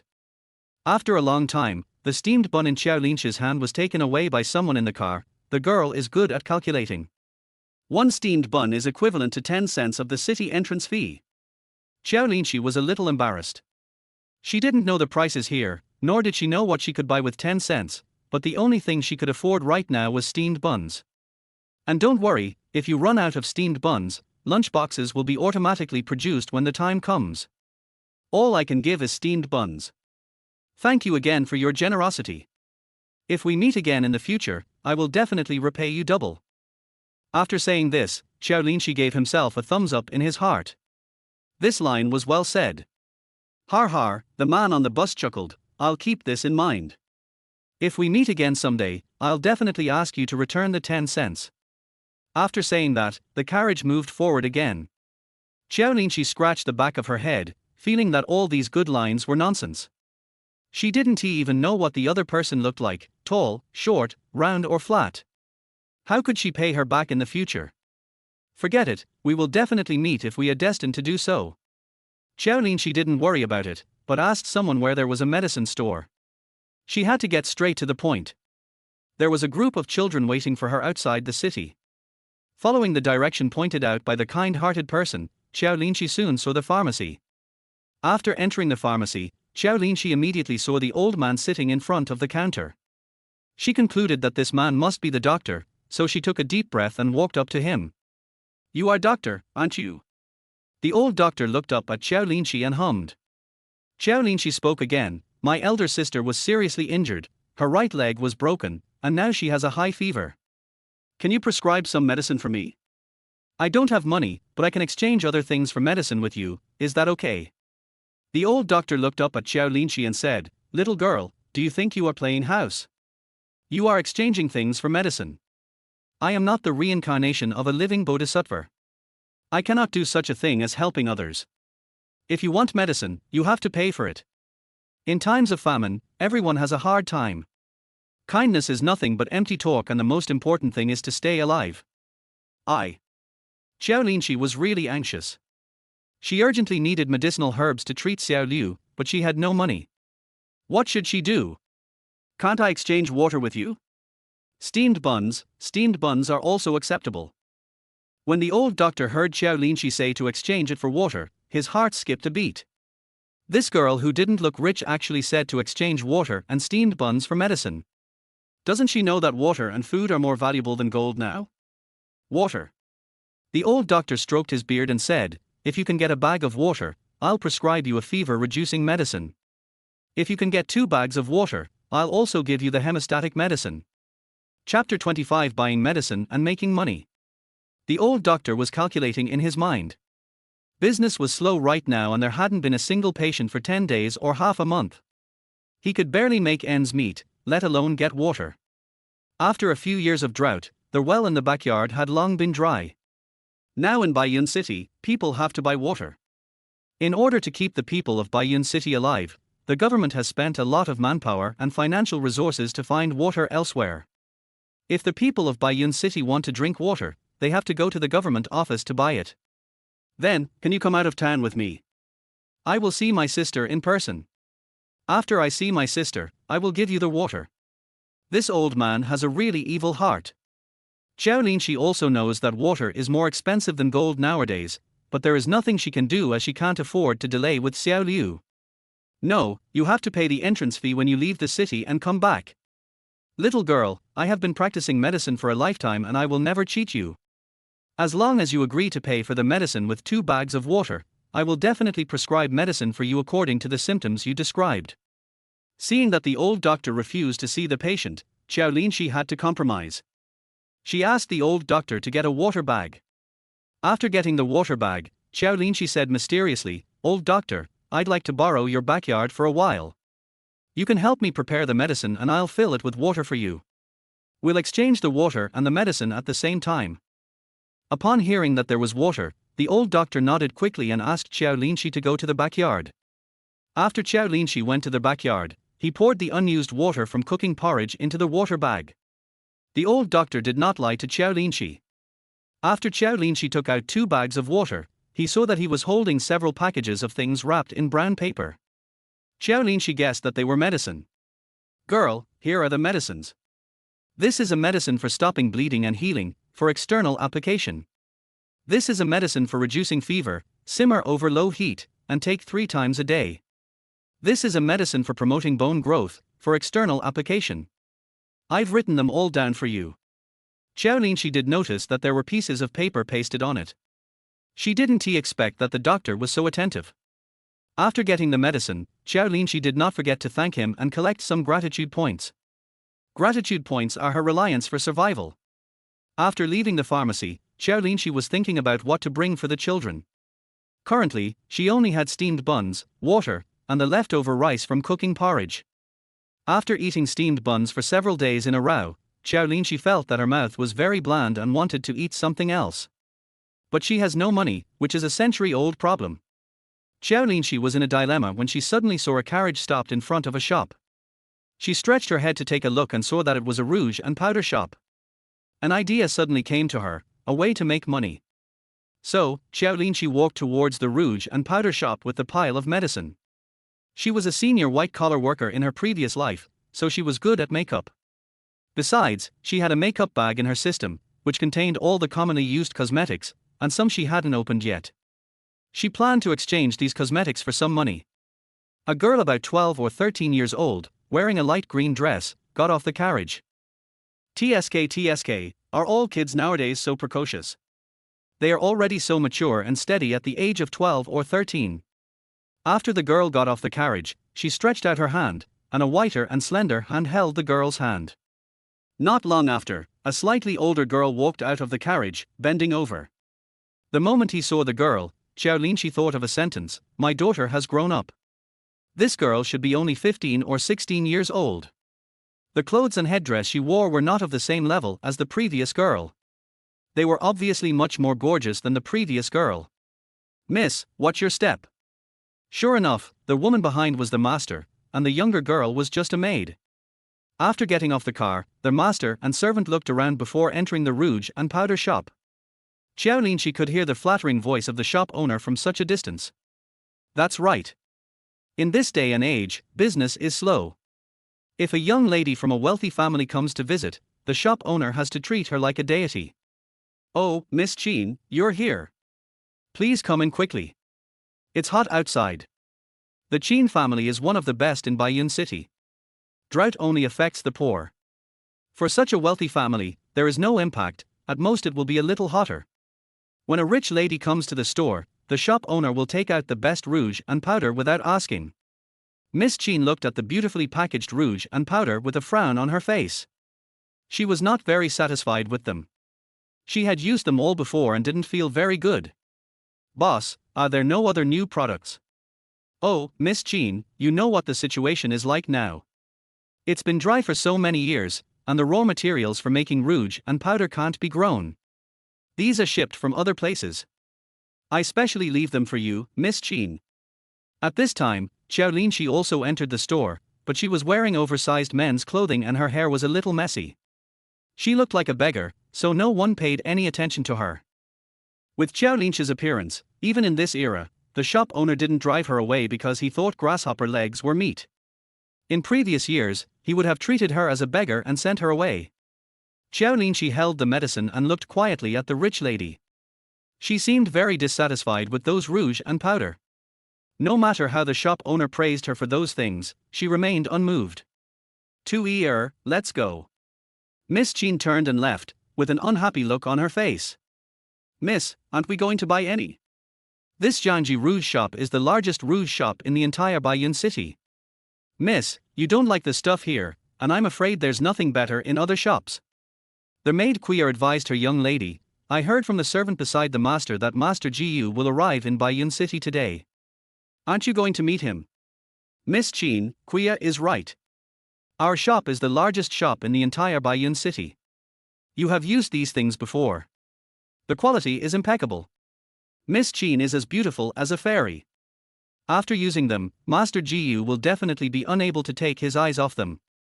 Miss Qin shook her head and walked out of the shop. Qiao Linxi quickly followed her. Ms. Qin, wait a minute. Miss Qin was indeed very pretty and had a good temperament. Even Qiao Linxi was attracted to her.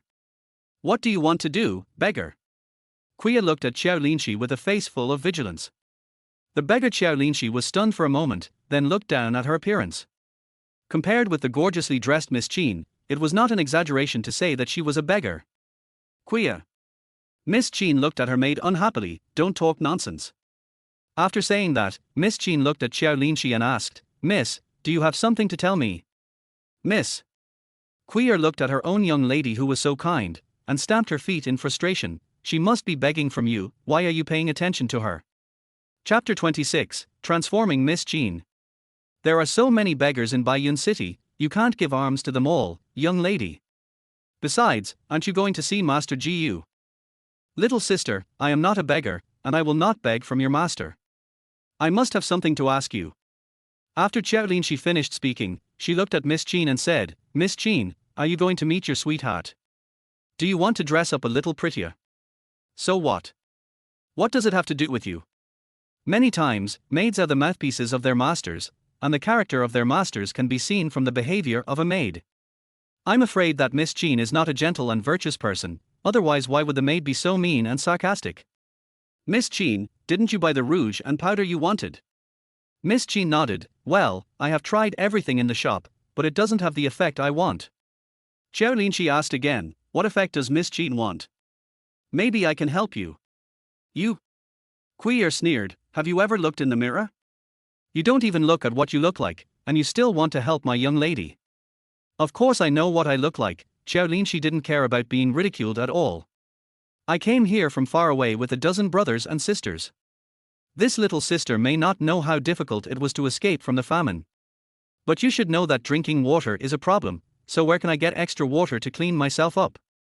Even if I am a beggar, it can't cover up the fact that I have good stuff in my hands. You have good stuff? You want my young lady to buy it with you? What are you thinking? Let my young lady buy something with a beggar. Will it be spread out that my young lady will be laughed at? Ms. Qin, do you think the process is important? Qiao Linxi didn't argue with Qiao, but spoke directly to Miss Qin. Have you ever used rouge that won't fade when it comes into contact with water? Have you ever used rouge that can change a person's appearance? Have you ever used rouge that won't leave marks when you touch it with your hands? Miss Qin, who originally thought Qiao's words made sense, was moved when she heard Qiao Linxi say this. This woman was right, the process was indeed not important, the result was important. Miss Qin, who had figured it out, looked at Qiao Linxi and said, then let me see if the rouge and powder you mentioned is as magical as you said. If it's not as magical as you said, I will not forgive you. Qiao Linxi patted his chest and assured, don't worry, Miss Qin, my things are unique in the world, just like Miss Qin's beauty, which is also unique in the world. If it doesn't have the effect I said, I am willing to serve you as a slave for the rest of my life. But you are like this. Miss Qin looked at Qiao Linxi's appearance. She really had no idea what Qiao Linxi took out. If Miss Qin doesn't mind spending a few more cents to get me a room so I can wash up, I can serve you better, right? Qiao was so angry when she heard what Qiao Linxi said, you are good at calculating. Even if my lady doesn't buy your stuff in the end, you still got a room for free. Come back home with me. My home is not far from here. Qiao Linxi didn't mind following Miss Qin back home. She was doing it for money anyway. As long as she could get money, she would do anything. The Qin mansion is not far from here, only a stick of incense away. Looking at the magnificent Qin mansion, Qiao Linxi sighed again that the gap between the rich and the poor in this world is too big. After entering the mansion, Miss Qin asked the maid to prepare water and clean clothes for Qiao Linxi. Sitting in the bathtub, Qiao Linxi couldn't help laughing. What kind of luck was this? Not only did someone pay for her to enter the city, but she also got a bucket of bathing water for free. Her bottle of shampoo finally came in handy. After taking a bath, Qiao Linxi felt much more relaxed, as if she had washed away several pounds of mud. Miss Qin had been sitting in her room waiting for Qiao Linxi. When she saw Qiao Linxi after taking a bath, she was stunned. She had never realized that she was so beautiful before. She was so beautiful that she was a little jealous. The girl is so beautiful, I didn't realize it before. Qiao Linxi lifted her hair and said, that's not as good as Miss Qin.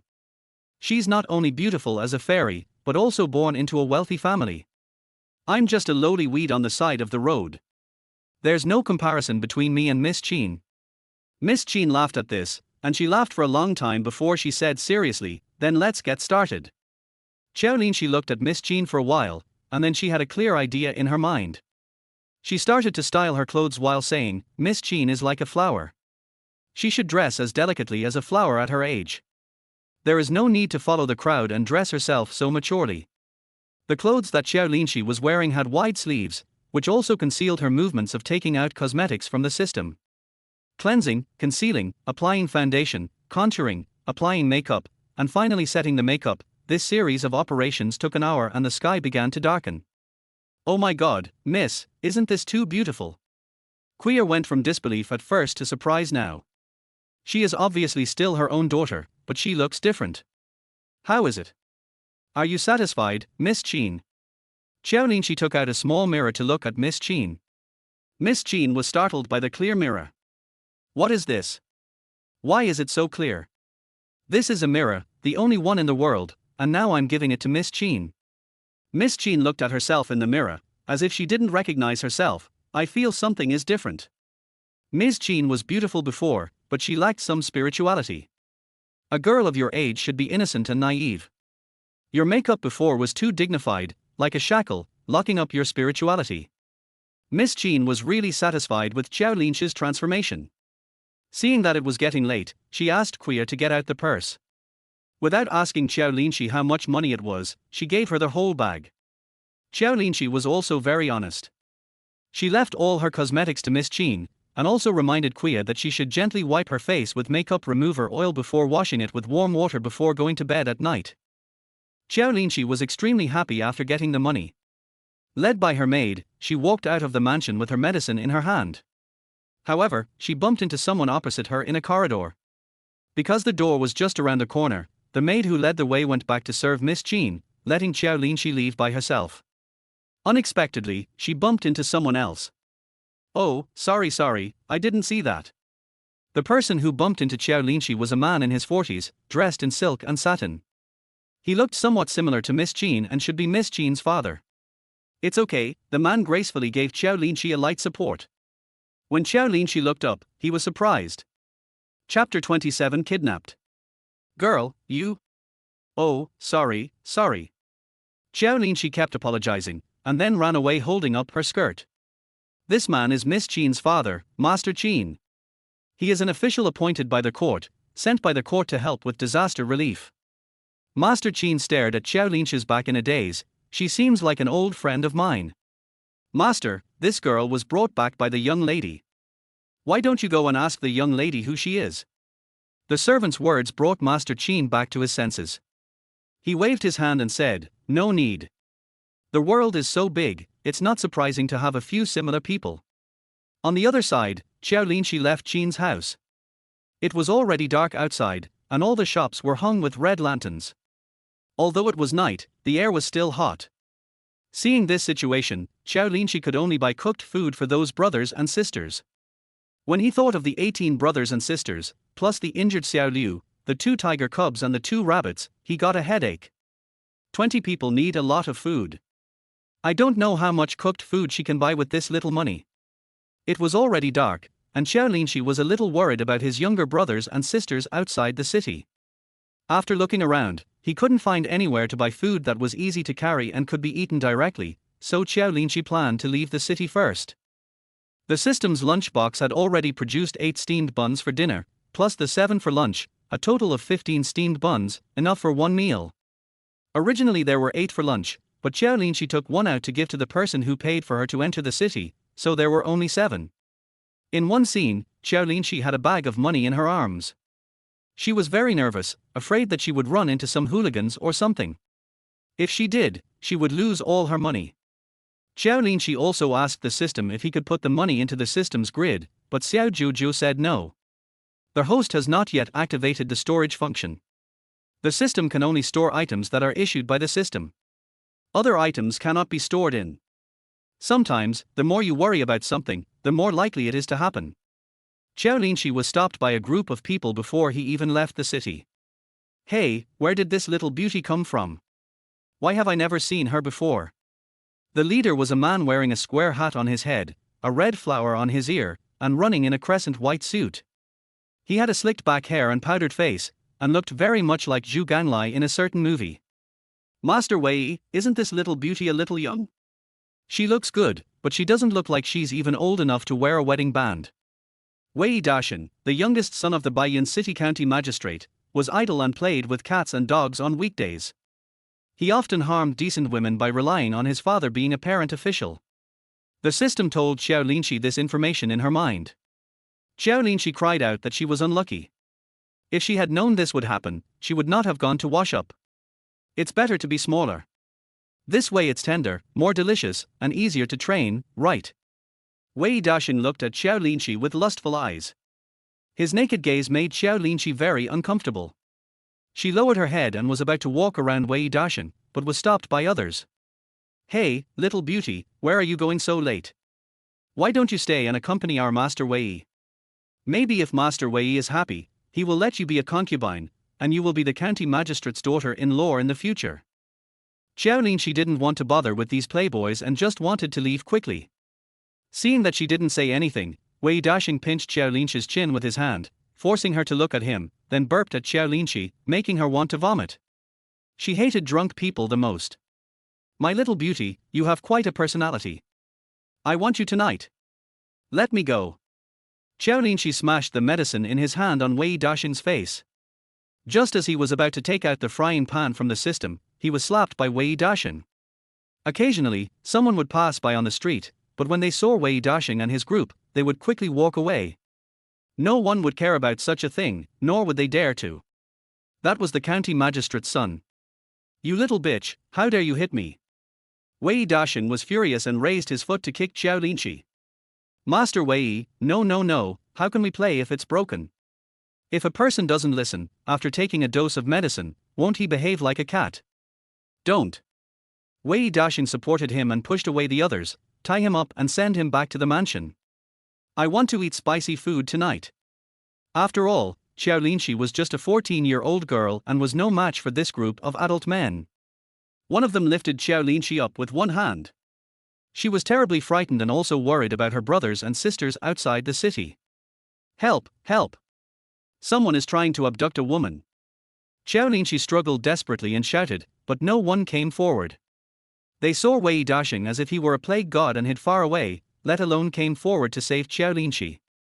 Woo woo! Qiao Linxi started crying in her heart. She was still young and was about to be killed by these bastards. Oh God, who will save her? Seeing that Qiao Linxi was still making noises, the person carrying her decisively punched her on the back of the head. Qiao Linxi only felt a pain on the back of her head and then she completely lost consciousness, and the medicine in her hand fell to the ground. Hey, what's the point of knocking someone out? Wei Dashan was a little dissatisfied with his brother for knocking this little beauty out. How could he appear mighty if the person was already unconscious? Don't blame me, Master Wei. I was just afraid that she would alarm your father. The group sneaked into a mansion and slipped in through the back door. Oh, I'm so scared, Dad, what are you doing standing here? Wei Dashan had just closed the door and when he turned around, he saw his father standing there with a gloomy face. Magistrate Wei pointed a whip at Wei Dashan and said, You beast, you've kidnapped someone again.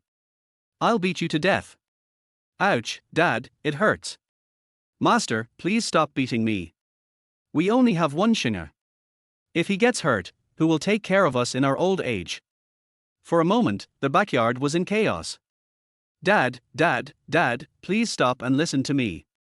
Wei Dashan ran to the back of a rockery and poked his head out to look at County Magistrate Wei. I'm going to tie this man up for my father.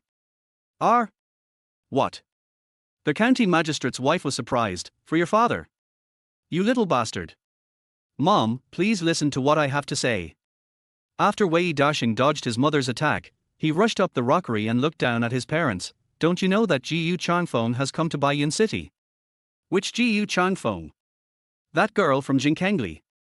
Wei Dashan pointed to the top of his head. I saw Miss Qin going out shopping today.